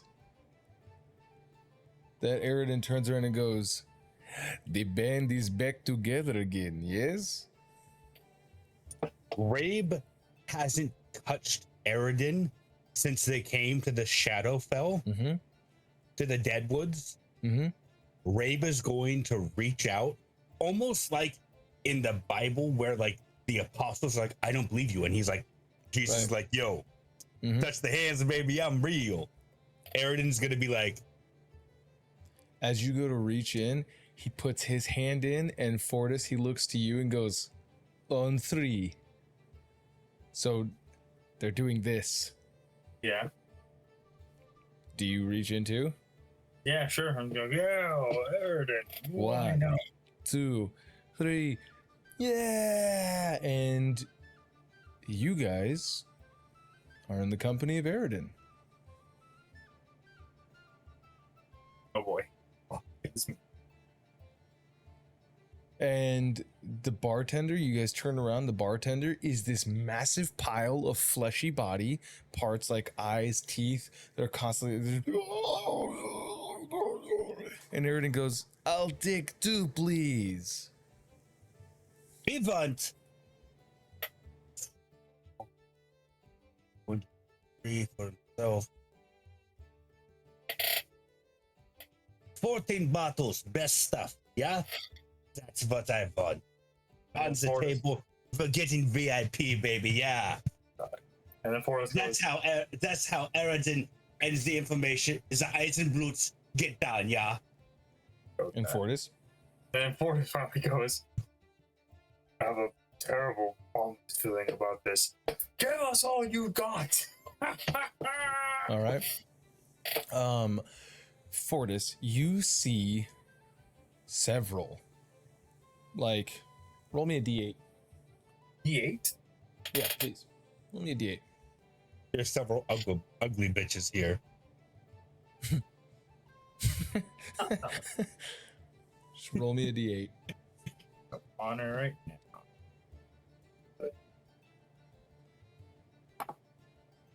You got yourself 6. All right. You see 10 lovely people of non-denomination. Okay. And by non-denomination, I mean people that have both parts, no parts, boy parts, lady parts, all of them completely nude, walking up to you. And they all walk up. Some have hair, some don't have hair, some have long pointy ears, some have round ears, some have no ears, some have no anything at all. They all walk up to you and you just say, "Hey, where's the party at?" as they all approach you, Fortis. Fortis goes for the biggest pair of tits he can find. All right. Make me a persuasion check at advantage, please.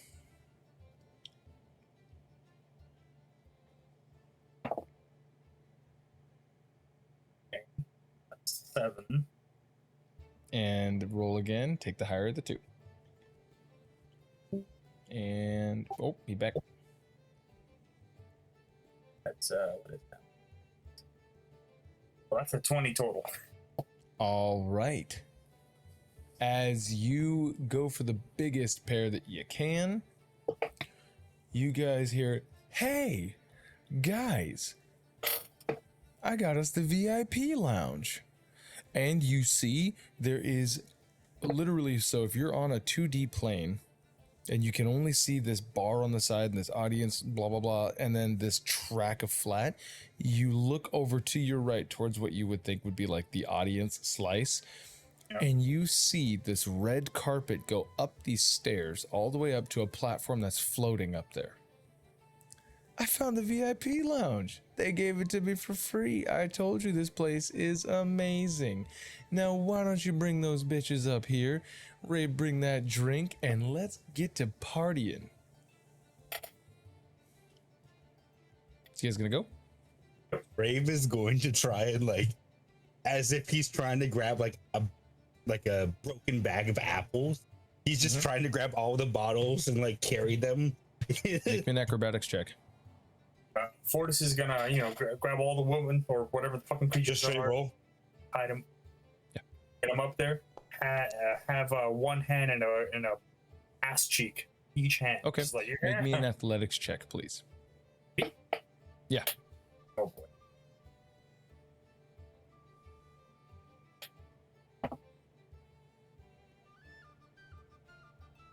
Well, I believe that's a nat 20. All right. For a total athletics check of 26. Okay, sweet. So a 26 and a 27. Rabe, you start like balancing on your nose. You start like grabbing. You are feeling great as you walk up. You trip over this rug a bunch. Like a bunch. It seems like every time you go to step, there's just like the rug is all bunched up. So like your foot steps in, you kind of trip. Whoa, whoa, whoa. As you make your way up, you do it no problem. Fortis. Dude, I shit you not, your arms extend about 10 feet on each side as you kind of like hug these people and pick them all up. You have an ass cheek. There's a boob on either side of your head. Is doing the Mr. Fantastic. As you're walking, you go up to this God. place.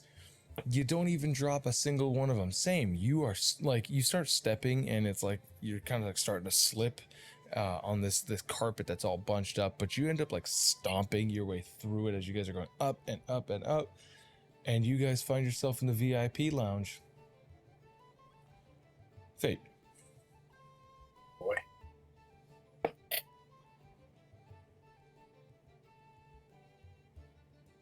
You, Oslo. Yes. It opened up my eyes. I saw the sign. Boo, wee, wee, boo. That's you doing the flute. Bee, wee, boo, dee, boo. Burp, burp, burp, burp, burp, burp. He comes out, and then that's it. And you guys get a clap. There's fucking drinks are going. People are having fun. You actually like filled the bar out. Congratulations. You guys basically closed, like not closed the house down, but you guys have filled this place. It is like shoulder to shoulder, packed with people. You've basically played a short set. And Ivan is like, you have earned your keep, colored. And Oslo's like, man, I didn't think we were gonna make it there for a second. Sorry, man, I started to choke under the pressure, but you really picked it up there with that flute and you know, all of that. Let's go get that whatever it was. Let's go steal from some priests. The plan is to challenge one to a duel. All right, you challenge one to a duel. I'll I don't know. You want me just to like sideline you and like wait, or do you want me to try to steal one while you're fighting someone? Like you could be the distraction. This is as you guys are leaving. If you could feel be confident in doing so. Oh, do I feel confident? He says, do I feel confident? Yeah, you know, I'm pretty confident. All right. I won't tell you what to do. All right. Well, in that case, let's see here. As you Did guys are walking, we get any tips from the bar and singing? make me a perception check.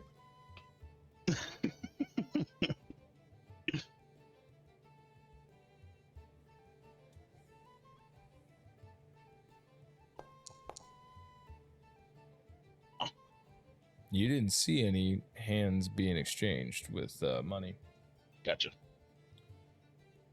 All right, let's see here. Trying to think, is there anything that might help as you guys are walking?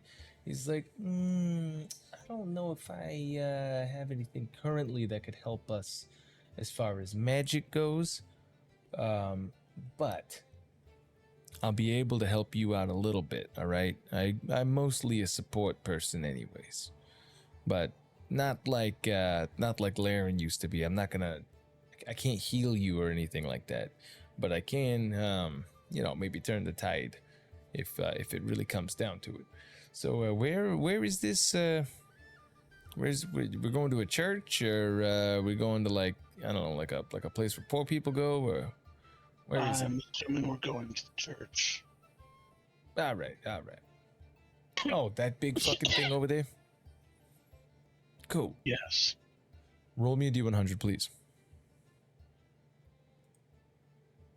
Because you can't travel in the city without possibly encountering something.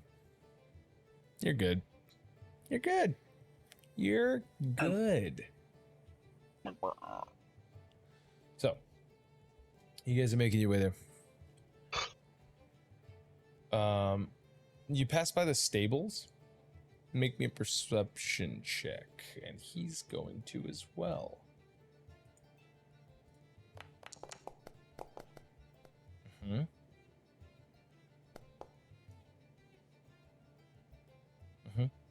Well, our cart's over there, so at least we didn't get stolen, eh? That's pretty good. That yeah. is a good thing, yes. So, like, as you guys are walking, he's just like, it's like, what's your deal? You just He's gonna take out a ration and start eating it. Make sure that you aren't hungry. I'm dead. I don't need to eat. If I had a stomach, I'd definitely be eating all the time. But you know. Well, our deal here is that we need soul coins. No. I mean your deal. Like, you just like full blown Terminator, just seek and destroy, like seek your target, finish your objective, get it done. What do you do for fun? What do I do in my downtime? No. What do you do for fun? Personal enjoyment.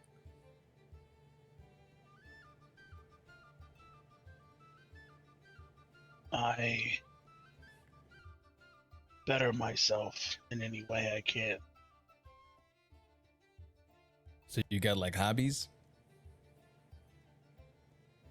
Yes. What kind of hobbies you got? Because I tinker. Like I built Teddy before I put that soul in him, and that's like my main hobby. But I also like to do performances and shit like that. Helps me find a place to sleep. I like recording things and learning new information. Oh no shit. Yes. There are many things in this wide, let's call it universe, that you could say has an infinite amount of possibilities. And in my long life, I still have yet to seemingly scratch the surface of it. You ever seen a bunch of krakens fuck? I can't say I have. Oh man, let me tell you, it's fucking terrifying. It's called the revolting compulsion. It's fucking horrendous. You know what a kraken is? Giant Yes. squid. Yeah. Imagine like, a couple dozen of them things, fucking, but also like fighting and trying to get away. It's hilarious. I've seen rituals that follow that procedure as well, but none of them seemingly of the gargantuan variety. Yeah, it's pretty fucked. That's cool, man. I mean, I'm pretty worldly as it goes. I've been all over the place. I'm on my second life now, so you could say I've lived. How many lives do you say you have? What? Like how many do I have? Yes. Well, currently just this one, but I died once before. That's kind of why I'm a fucking skeleton. So if you die as a skeleton, there's no coming back from that? I have no idea. I've never done it. Well, seemingly you would just come back the same way as before, right? I couldn't tell you. I don't know. I've only died once, and that time I had skin. This time I don't. But I haven't died as me yet, so I don't know. Like I haven't died as a skeleton, so I couldn't tell you. It's not like there's like a whole race of us skeleton people who just die and then like whatever. This just happened once.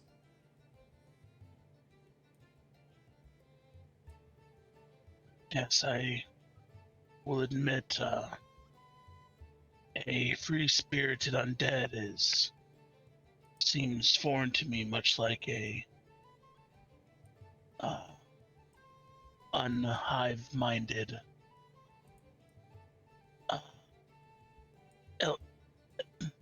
illicit. Oh, you like a mind flayer, like one of those guys? Yes. You've never met one that hasn't been a part of a hive? Correct. No. There are. I have run across, let's say, pirate illithids before. They do like to run around the outer. What's the space place called? It's on Astral Plane, right? Wild space? Wild space. But No, they're no usually shit. Never been there. hunted by the mini Githyanki that are always seem to be on their tail. Oh, like the Nemesianos? Like the ones that people always call them Gith? Oh, that's cool. I've met a couple of them before. Nice. Well, all right. Well, I guess I don't know. What do we just keep walking straight or whatever? Oh, look, there it is. You just see what you would see is. I was gonna do the speech from the Tears in the Rain speech. What's Tears in the Rain speech? From Blade Runner. Blade Runner. Oh, Oh, by all means, go for it if you want. No, that's what the parts go. He's Yeah, like, no, keep let's elongate this scene even more. So, anyways, like tears. yep, I've yep. seen things you people wouldn't believe. Attack There it ships is. on fire off the shoulder of Orion.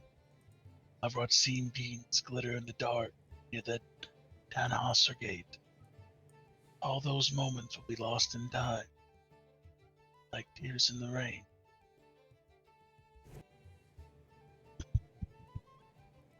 whoa, that almost sounded like it was recited. Oh, look, we're Nice, man. No, all right. So what you see is, imagine the Acropolis, but if it were Gothic, like not Gothic, like Hot Topic Gothic, but like if it were like Gothic medieval. here. Big, Yeah, huge, like, single building pillars, but the like pillars themselves have like Warhammer 40K. spikes. Yeah, basically, right. A lot of points, a lot of anti-bird landing spikes and shit all over the roof. The pillars around all have these spikes that stick out, and then there's like braziers everywhere, hanging braziers, shit like that. He's like, that's kind of fucking creepy. This building in particular, despite all of the anti-bird spikes everywhere, is fucking packed. There are crows all over the top of this fucking thing, and you like constant. He's like, damn, that's a lot of rabes. Yes, and it seems they aren't very welcomed here. What, the crows? Any type of flight. What makes you say that? Those spikes up there. Doesn't seem to pay them any mind. It doesn't seem to be working very well. Oh shit, You- those two are fucking. What? Do you see anyone? We're looking for possibly 5 individuals. 3 men and 2 women. I mean, I don't know if there's like groundskeepers or anything. Go ahead and make me a perception check. He's going to as well.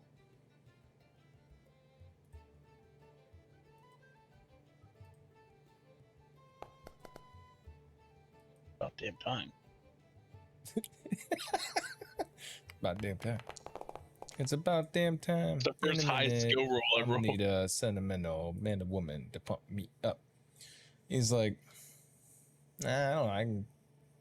Sounds like there's some sort of chanting going on the inside. Maybe church is in session or something. And you would hear what he's talking about.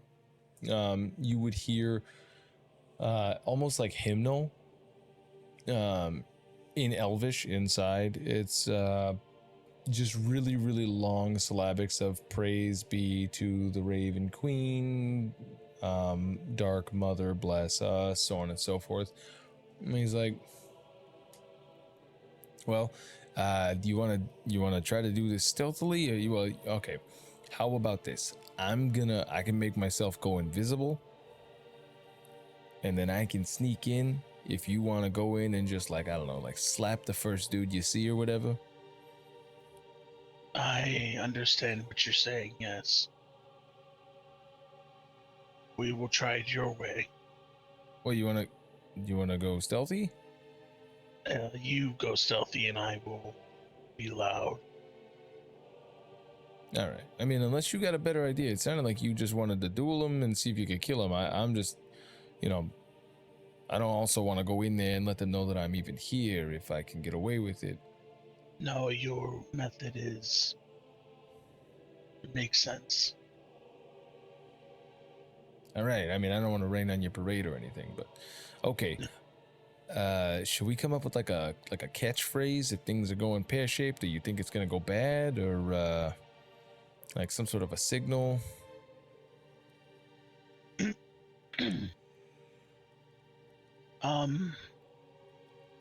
If you hear me talk about Lolith, that means things are going bad. About Lilith? Yes. All right. So if I hear you talk about who, okay. All right, I trust you.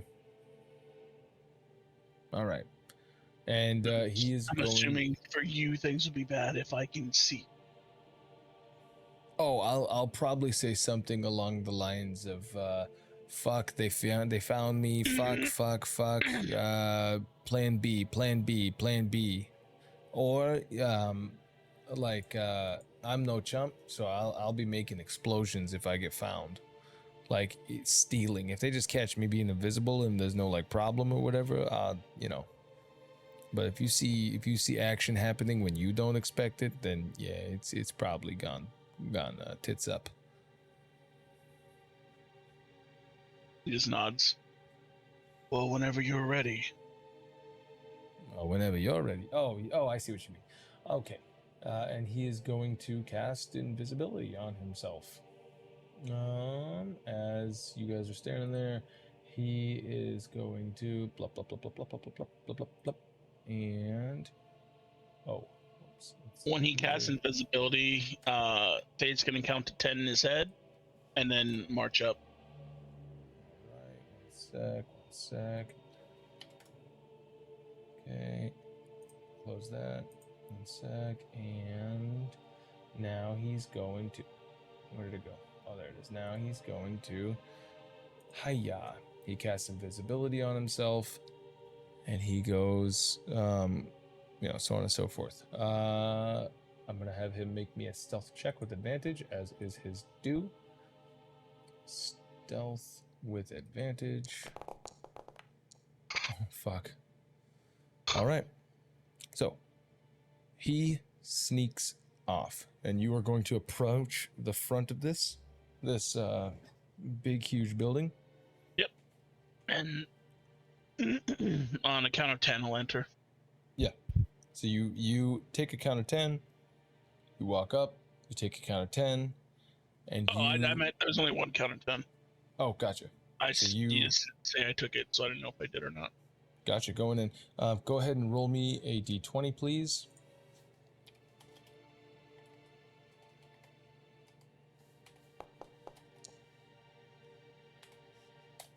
Okay. 1 sec. Okay. Sorry, I'm just catching up with some of the... Okay, cool. So, approaching in, what you would see is you would see 3 people at the imagine Catholic church, right? You see these rows of pews. The rows of pews go about 14 deep before they start to look like they've been like moved out of the way.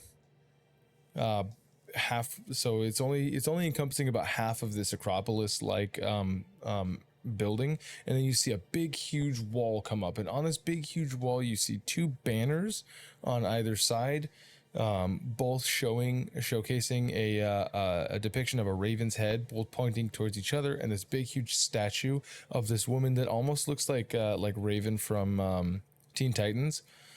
Like with the hood comes down to a point. You see no face underneath it, and there are ravens on top of the portrayal of this being. This statue itself is probably about 30 feet up. It is a huge stone statue. Well, it looks as though it's been painted black. In front, you see these gray flames coming out of these braziers. In front of those, you see a pedestal. On either side of the pedestal, you see these, they almost look like black wrought iron doors. As you see 2 of these priestly looking people, one person behind the pew, or behind the podium, and you see peppered in about 5 or so Shadarkai, and you see a couple of people who are of other races, one of which is another drow, and another one which is a hobgoblin. So like a pig face, rather militant looking, top knot, and they appear to be sitting, and they're enjoying the procession.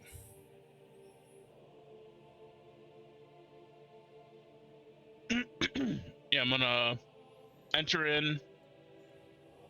Kind of just scan the area. Okay. I'm gonna walk towards, like center of the room, kind of where I guess the parishioners would be. Yeah. Like I said, you see one person behind a podium, kind of sitting like at a almost like a raised dais, and then you see two people facing towards each other. They're holding these almost like each side of a scale, basically, and then like this sort of like steam or smoke is pouring out as they are muttering their prayers. Yeah, I'm just gonna enter, kind of join the crowd. Is everyone standing or? No, everybody except for these people are sitting in pews. I'm just gonna like stand in the middle of the aisle. Okay. And you stand there and you approach. And I'm just gonna stare at the proceeding for right now. Okay. The proceedings are they're continuing, and they start to read from a tome. 1 sec. Roll me a D100 real quick.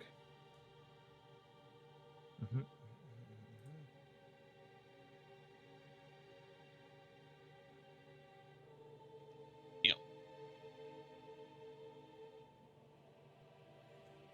All right, and that is a nice. Holy shit, that's the best. Perfect.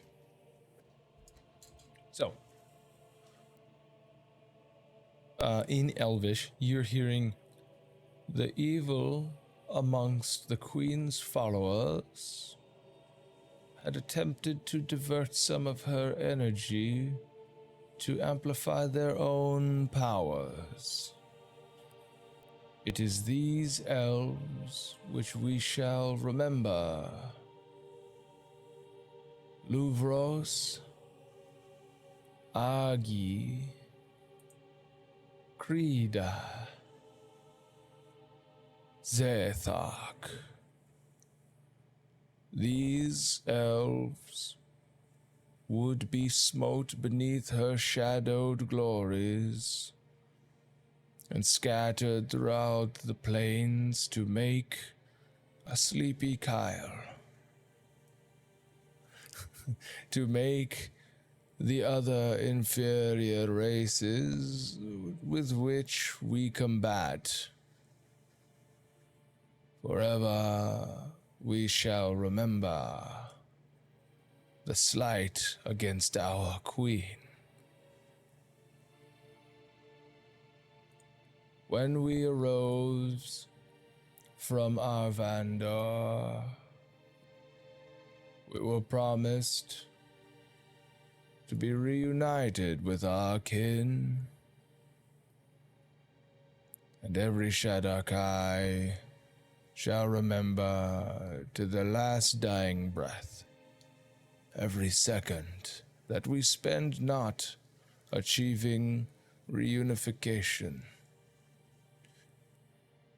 We spend closer to death. Let the Raven Queen's teachings show us that Pluton,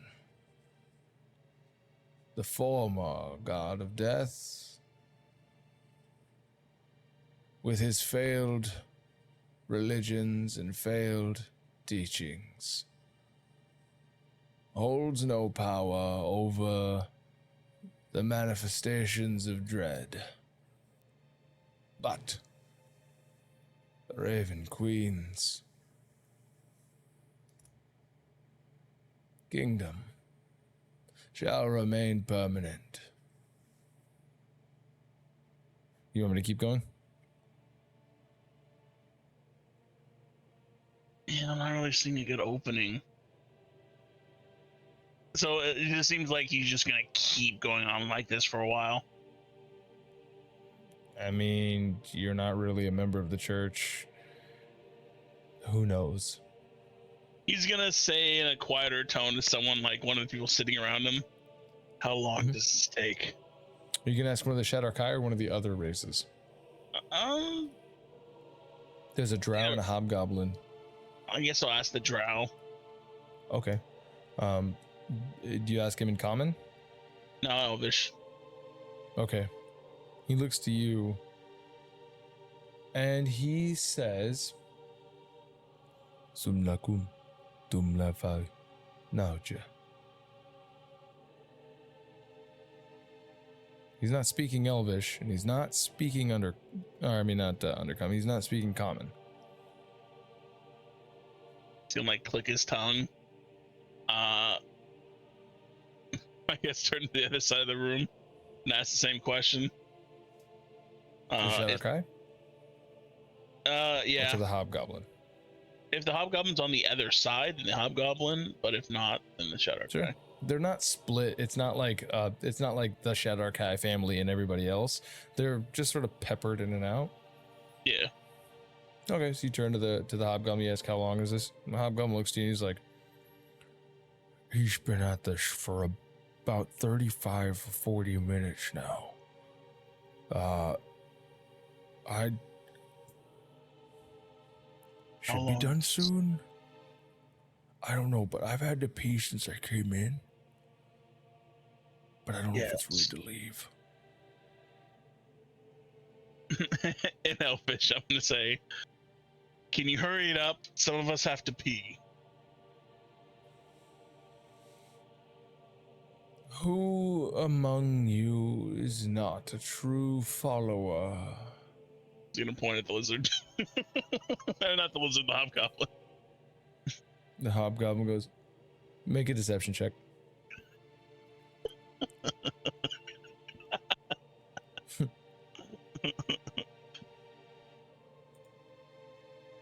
Oh well.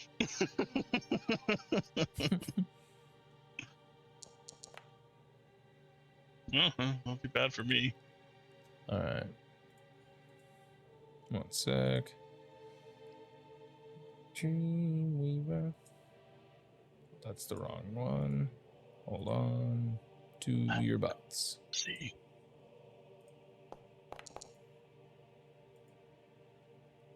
All right.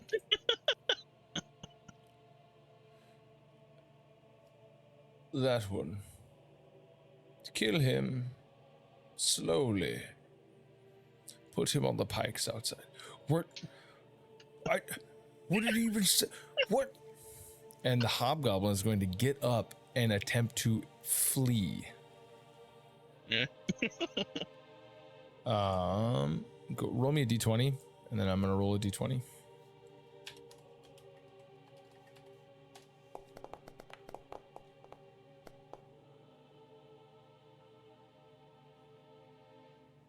All right.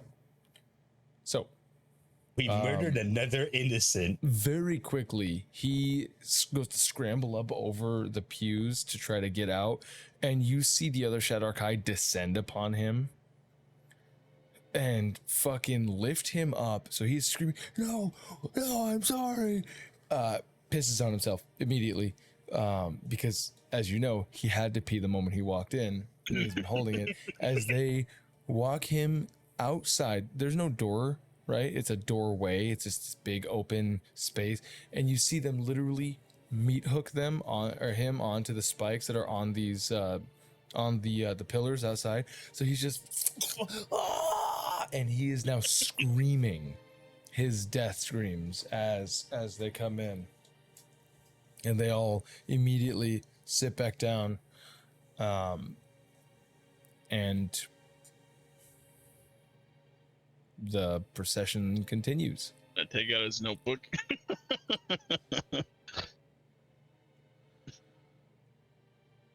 Corellon, the king of the elves at the time, with his favorited Eladrin, smote our beloved queen from the realms, thus severing the connection, keeping... Yes. Can I look to see if during that whole thing, if any of them are missing their reliquary? Sure. Give me a perception check. Cock.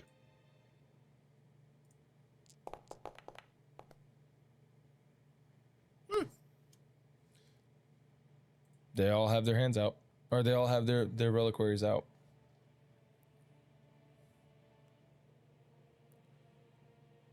I guess I'm just gonna keep listening because I learned I don't want to be sacrilegious here, because or else everyone will turn on me. And I don't know enough about this religion to like challenge them and not be sacrilegious. I know the Raven Queen is all about pain, just from what I've heard of other people in this place, and from what he's saying.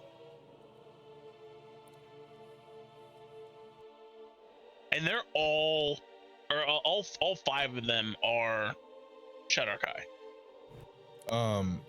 There are 5 Shadarkai. Then there are the 3 parishioners that you see that are up there, and then there's now the 1 drow. That No, I mean Ruve, Crudel, Sinnook, Ego, Verdi. They're all Shadarkai. Oh, the names that the guy gave you? Yeah. He gave you names. The person talking and the people holding up the tablets, those are Shadarkai. Yes.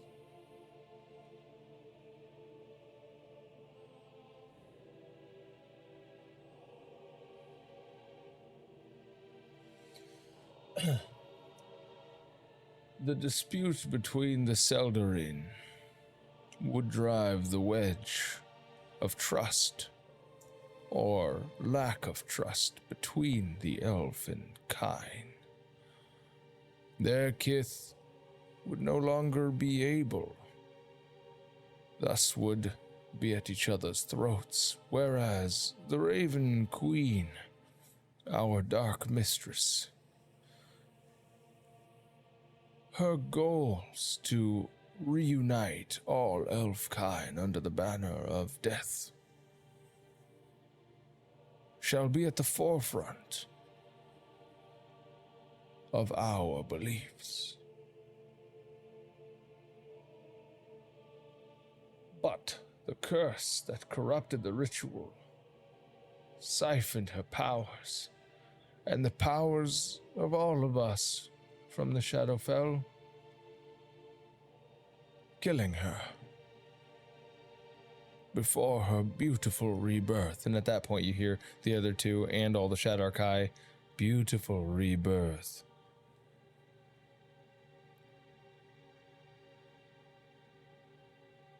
If not for her divinity, she would never have arose from the ashes.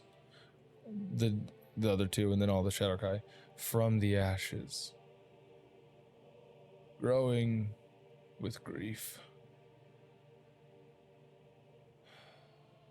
The Nagpas,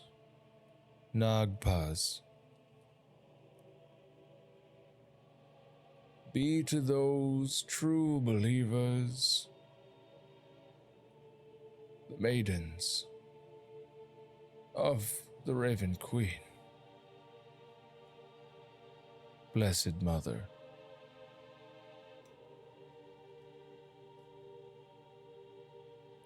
Hey, Fortis, Rabe.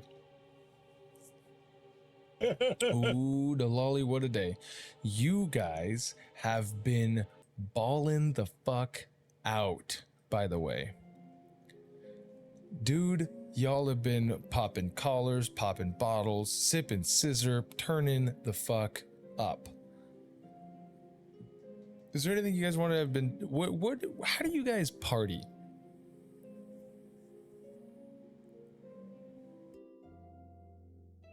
You're muted, by the way. Oh, Fortis. God. How does Fortis party? That's a good question. You gotta take into account the amount of booze and the amount of mythical drugs I just took. Okay. What about Rabe? Rabe has never partied before. So Rabe is just Freshman. following along.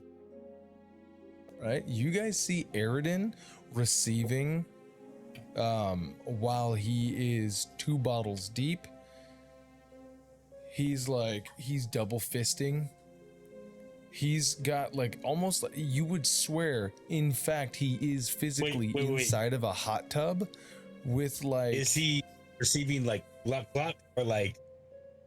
Oh, the full double Boingo, wrist boingo. twist. Oh, okay. Gok 3000. Yeah. There might be somebody underneath him too. Who knows?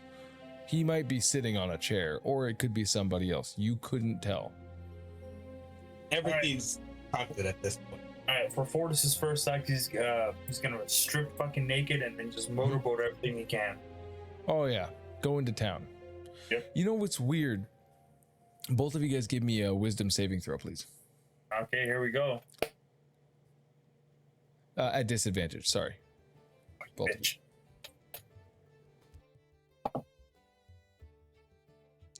More than that.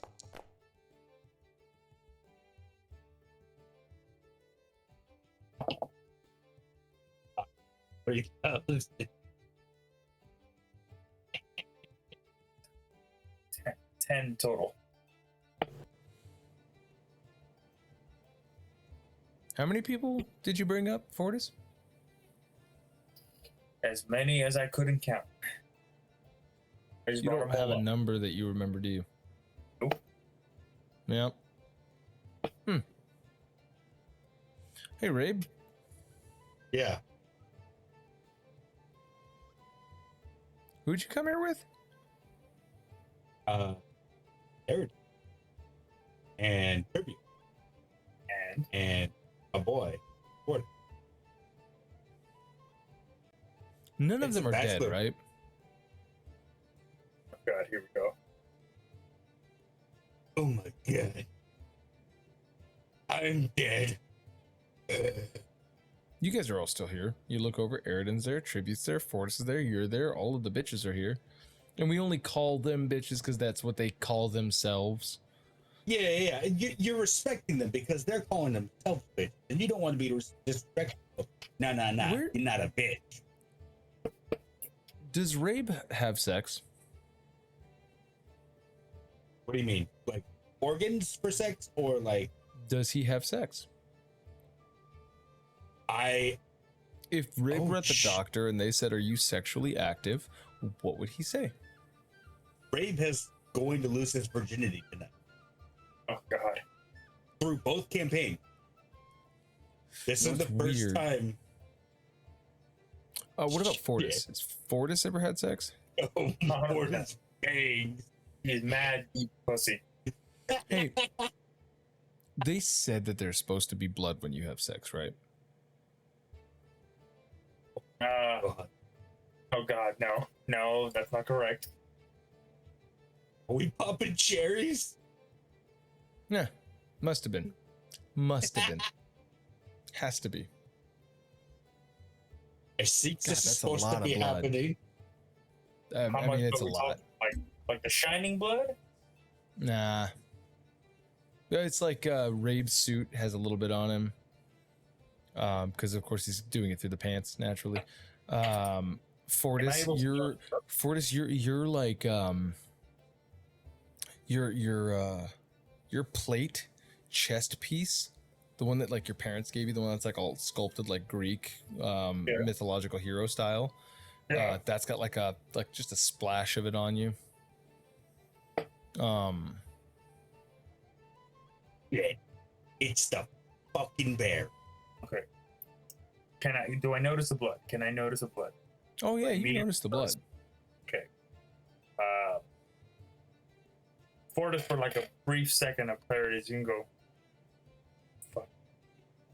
Ray, what is this on me? Rabe, you look over.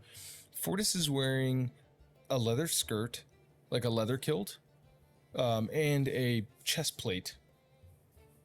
And you know what's weird? Fortis looks young again.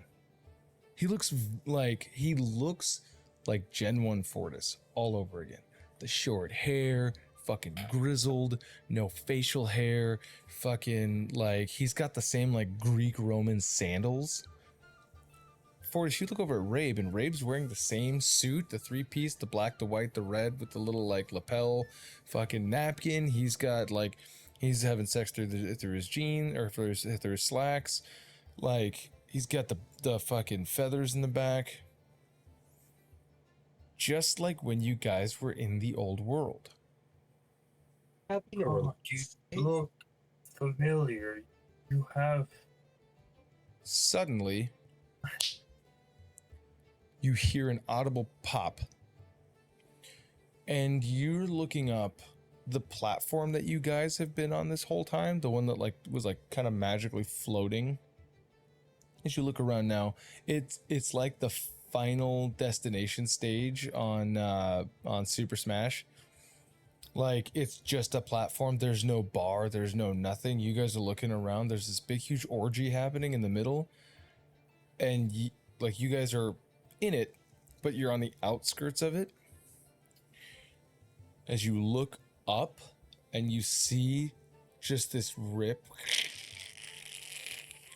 as the starry backdrop falls away, and you guys find yourselves on this upper deck floor of a massacre scene in front of you guys.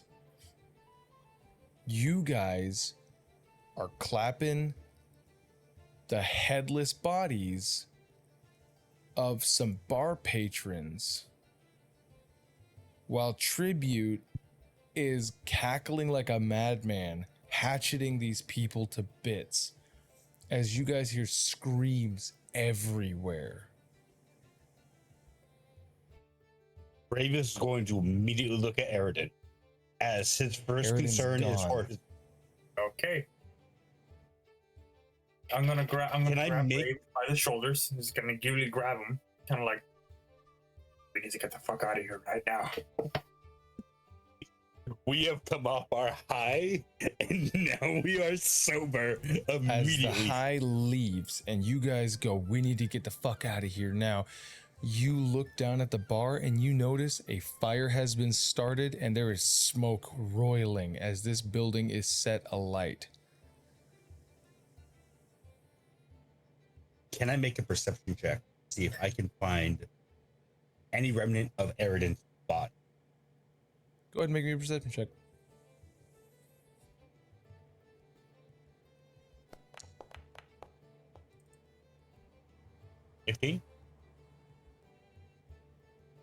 No Eridan. Not a shred. There's Shed Arkai. There's a ton of Shed Arkai. In fact, a lot of these Shed Arkai look like they've been wearing like gear, like equipment. In fact, none of these look like partygoers.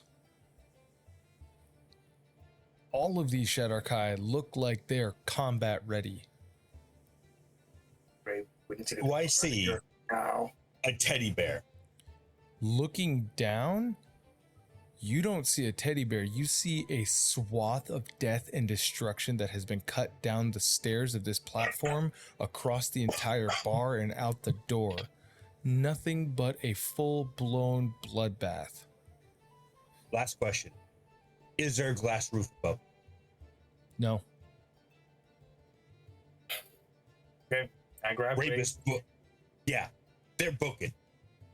Rabe, I don't know what the fuck you're looking for, but we need to leave right now. Unlatching, and as they're running, like, Rabe is going to open jacket, unlatch pistol, and like one hand on it, ready to quit as soon as it needs to be done. As you guys start to like get into your leap and go, you hear Tribby go, guys, where are you going? We need to take a massive shit. There can't The be exit's any out this way. You go that way. They're gonna catch you for sure. And he's just drenched in blood. Like, think of like Post Malone in Rockstar, like just covered in blood. He's like, let's go this way. Right, that front door, you're getting caught, and he's gonna get up. Is he pointing towards the actual door? Yeah, he's pointing towards a door that's like the opposite direction. Like it doesn't go down the stairs and out the front. Rabe is going to grab Fortis's shoulder and go, all right, listen. I don't know what the fuck is happening, We are going to follow him, I'm and if he leaving tries to you lead us, guys. if he leads us Let's into a go trap, now. we kill him. Running to follow tribute. You guys follow him out that door. You open it up, and what you see is a blinding white flash as you guys go through this door for just like, ah. You walk out into a hallway. And he goes, "Are you guys okay?" We're just coming off the high. I have no idea what the fuck is going on here, but I think I am tripping balls right now because every scene is red. Guys, look, don't blow this, okay? It's gonna be fine. Look, we're just gonna, and he's gonna turn towards Rabe. He's gonna like start to fix your collar a little bit. Hey, he starts to smooth out your shoulders.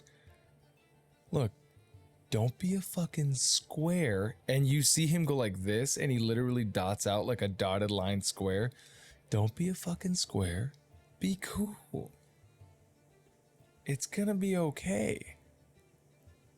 You've never been to the abyss before. Come on, let's go. And he's gonna walk down this hallway where it literally looks just like a fucking inn with just doors. And he's gonna start walking towards the end of the hallway. You guys gonna follow him? I assume you are. I'm gonna look at Rabe, just kind of give him that look of we need to just go. There's nothing we can do. Even if we fight him, we're not gonna get far. So Using only his ocular features, Rabe is going to give a wink and look towards Fortis, saying, if this guy does anything to fuck with us, we kill him immediately. And then follow. One hand, like it almost looks like he's like his thumb is trying to fix an invisible tie, but like his feet, like his trigger finger is like barely around the hand grip of the pistol to like pull it out. Right. You guys start following him. He gets to the end, and what you see is a fire pole that goes down. So the hallway kind of opens up to this sort of room where there's like a fire pole in the middle. It's like a brass pole, and you see as he goes, you see someone from around the corner of this thing go and put their arm in the way, and it is a succubus, black hair, like a pinup, sort of like voluptuous, we'll call it. She puts her hand in the way and she goes, "You got a lot of nerve showing your face in here." And he goes, "Oh God." And he literally cuts her head off. I shit you not, just like that. Sticks his fucking hatchet straight into the fucking thing. Kicks it off. It goes, "God damn." And you see her head just fall. She goes, "Oh, why do you hurt me so?" As it just, and like decomposes immediately in front of him like a time-lapse footage. And he just goes, "God." Wipes it off. Oh well. Just don't mind the mess, boys. And he literally jumps on and slides down the fire pole. Rabe will go first. fuck. Fortis will go last. Okay. Rabe, you go down. Fortis, as you're going down, give me a perception check. Okay.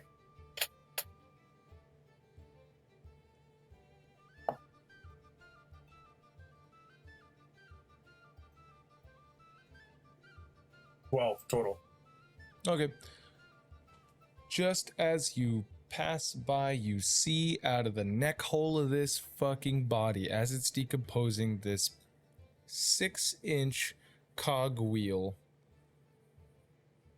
that is sort of like, it almost looks like where the head was taken off. As you go whoop, and you hear below you, "You just gotta enjoy the trip," as you guys begin to slide down what looks like an impossibly long pole. As he's like, "Don't worry, boys, you're about halfway through the high." As you guys, and you guys are sliding down the pole, sliding down the abyss.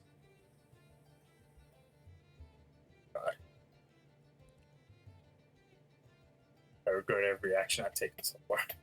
Fate. Are you still merely listening to the procession? Yeah, I'm thinking I want it to end. You're waiting for it to end? Yeah. Okay. Because I You don't. ever been to Catholic church? Yeah. All right. Yeah. Yeah. Once or twice for weddings.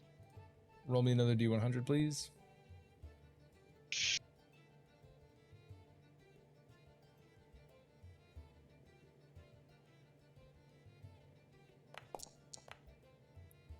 Perfect. No way. No way. Oslo comes in. You're still standing? Yeah. Middle of the room. Oslo comes in and he kind of leans like next to you. He's facing the same way and he goes, "Why the fuck are you still here?" Looking for an angle that I can't think of anything besides that would inherently insult their god. I don't want to fight the entire room by myself. Well, I'll tell you what. I would have been here earlier. Except that fucking hobgoblin that they came out to, to kill or whatever. They fucking stepped on my toe and it took me out of my invisibility, so I had to run away. I was gonna come in here to tell you that I got the damn amulet. Oh. I would have been invisible had that ruckus not happened. Yeah, I thought that was a good opening for you to steal it. Now, I had already stolen it at that point. I was just trying to slowly make my way through. Hey, can we get out of here without keep fucking talking about the shit like no one's fucking listening to us right now? Because I'm surrounded by elves and all of you motherfucking pointy ears have a real good sense of humor right now, huh? This is like, you could tell he's already kind of like skittish. Like, I'll leave. All right, let's go. Make me a deception check, please. Oh.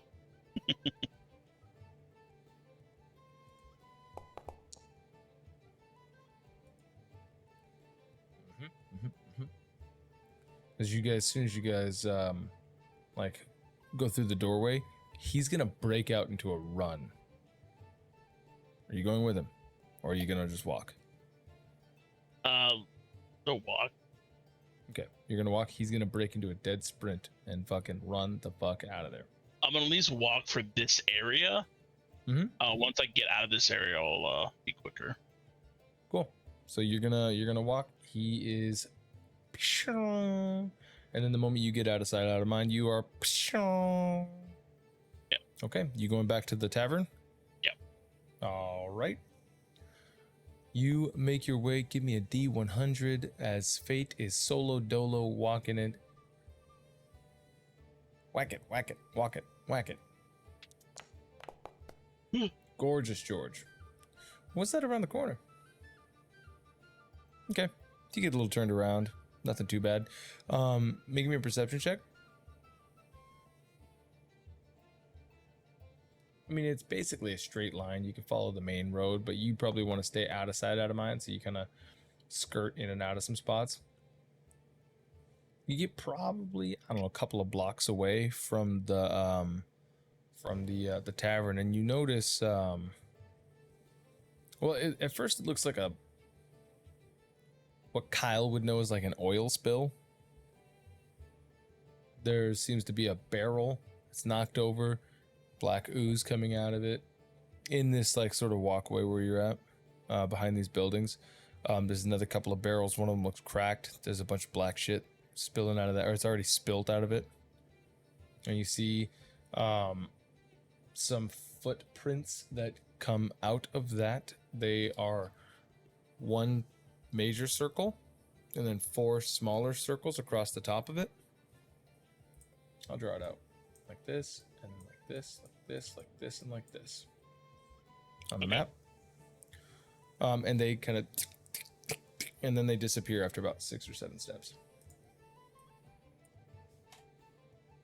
Is it the footprint of like a small bear?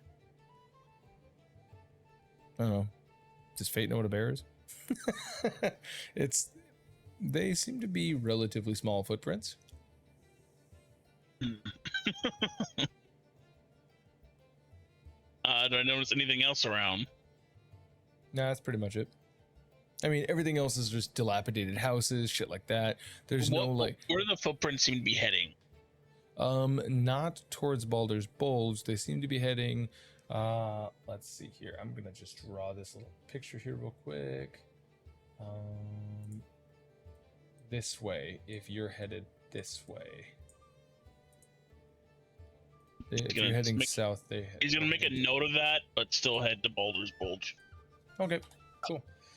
So you make your way to Baldur's Bulge. You get there. I assume you're gonna open the door and enter. Yeah, I'm looking for the guy I went with. All right. Open the door. Enter in. The place has calmed down pretty considerably, but there's still a pretty packed house. Now, quick jump back over. Fortis, Rabe, my boys, my brothers. You guys are sliding down this pole for like ever. It's just constant wind going up, and you guys just. After a while, it starts to lose its luster of like excitement. You guys are like, when the fuck is this going to be over? Yeah. And then, guys, get off. You look over. Shrieby's just standing there. How long Come have on. we been like this? You guys are holding on, tightly clutching the pole, but you're not sliding anymore. And you looked at it like, there's no wind. There's no nothing. He's like, can we go? I'm done with this place. Let's go. What do you mean? We only slid down like 2 fucking floors. You guys are tripping. Have you never done the far powder? I don't exactly Oh, man. name the shit that I do. Well, I'll tell you this much. It's been many years since I was a fucking rookie at it, but boy, oh boy, you should have told me. I wouldn't have given you so much. Well, you're gonna feel weird. We've been doing it for a little while. Or I should say we did it a little while ago, so the effects should be, I don't know. Both of you guys, what are your constitution scores? 17. 16. You guys both look relatively hardy. Should be good soon. Both of you guys make me wisdom saving throws with disadvantage, please.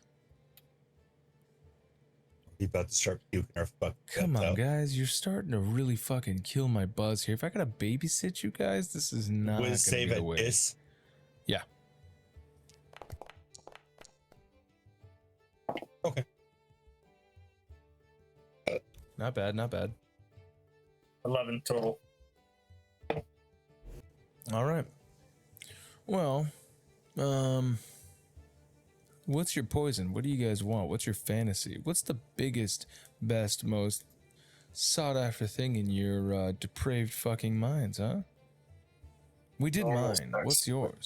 Normal sex with normal women. I envisage that fun. Just normal. All right. Listen, fine. I understand beyond the city of pain, it is the place for the Rabe, Rabe, whips and chains kind. But you very I would clearly like- have never been to the abyss. No. Let's just go do the thing, okay? And he turns around, and you see you guys have entered into what looks like what I can only describe as like a mine shaft. Like you guys are, it looks like this has been worked out of like dirt and shit, and there's like a big wooden column, and it's a square-ish mine shaft, and then you see these doors, and he's like, all right, you guys don't have any gold coins, do you? I have one left. I have some. I have a bag. One. Just one, please. Give him the 1 coin. I'll give him one as well. You guys both give him one? Yep. Yeah. He goes, who has less money? What? He hands you back your gold coin, and he takes Rabe's gold coin. He goes, God, and he like duplicates it. He's like, Jesus, man, get with the program. And he goes over to one, and he goes, here, Rabe, please put the coin in the slot. You see, Take there's the a slot coin. next to a door. The slot is it looks like it's been embossed. It's like a brass, like a flat thing with a slot for a gold coin. It's been embossed with a big A. The A also has like what looks like a little droplet in the middle of it. There you go. Point it. Go ahead. Enter in. Fayte, you take this door over here, please. Not Fayte. Fortis, please. Sorry, I'm looking Hey, at Fayte. Kyle. What's going on? Yeah. Can you please Good, go ahead. good to have you here. Okay, grab the coin and the same thing. Just You walk in, you both are going to enjoy your time with your regular old vanilla sex with a person. Or at least that's what's going to be invited to you as you guys enter in. Each of you is going to get your own ideal rooms for doing the thing. And then in through an opposite door is going to walk in your ideal other, and they are going to offer to do whatever you want. Fortis but a lady. Well, don't mind if I do. okay. Apparently, Ray goes in first. I mean, you guys are in your own rooms, right? You don't have to describe it or whatever, but you guys, if you guys are willing to, this is what is going to be offered to you. It's going to be a service that you guys are going to enjoy. That's where Would Rabe know if succubi can mimic the appearance of whatever the other person was like, or would Rabe not know any of you this can shit? make a Arcana or a Religion check. Oh, I'm just so great at both of those. Let's just go with Arcana because they're both shit. A 9. You wouldn't have a fucking clue. Got it. But whatever comes through that door is whatever is ideal to rate. All right. All right. So you guys are going to enjoy time, whatever that takes, doing whatever you want to whatever walks through that door. You don't have to ask. You don't have to try to figure out whatever it is. The moment that you guys think of whatever it is that would be the perfect thing for you is what is going to walk through that door and do whatever you want. So 30 seconds later, Rabe walks out. Oh, that was a good time. wow, guys, this is really weird. My Why was I first sex talking was like that? amazing. No. It's like full-blown cable guy. He's gonna be like, you did it, you fixed me. All right, so Fayte, looking in this bar, Oslo is nowhere in the common area.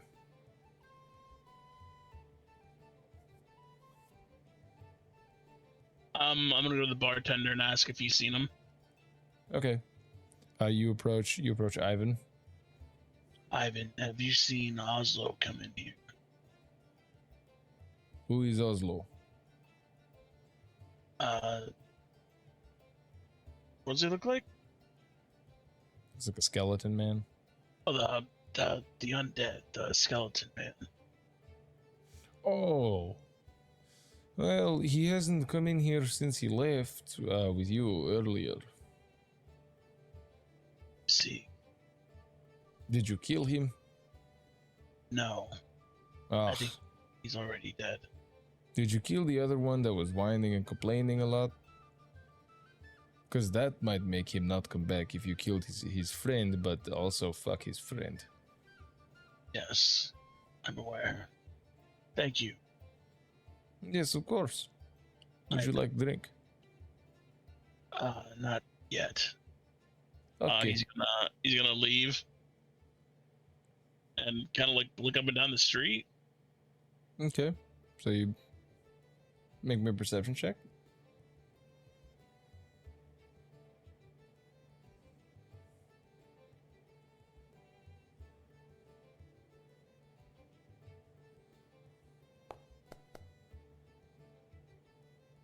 Okay, 17. You look to the right, nobody. Look to the left, nobody. Look down to the right, Teddy. Teddy's walking back to the bar. Teddy, is it? Have you seen Oslo on your way back here? Kind of, you walk up, or like he walks up, like toward, like looks up to you. You ask him, he just stares at you. Can you point? Maybe if you've seen him, you point the direction you've seen him. He looks back and forth, shakes his head no. Have you got any fresh kills there, Teddy? Maybe one I could pick up? He squints at you. And he's going to walk past you. Just not in the sharing mood, huh, Teddy? He looks back, squinting at you, and then walks into the bar. Shit. I should have asked Harper for the damn reliquary. The fuck did he run off to?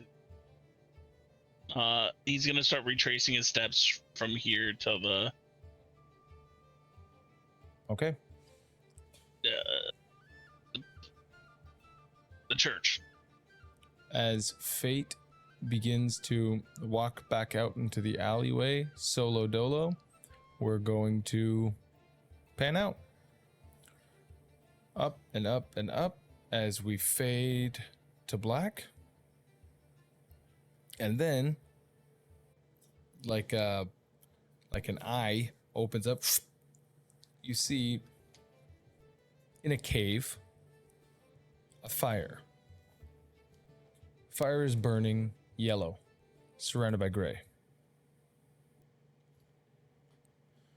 You see a boot walk up, like a grieved boot, approach, poke at the flames. I remember this place, but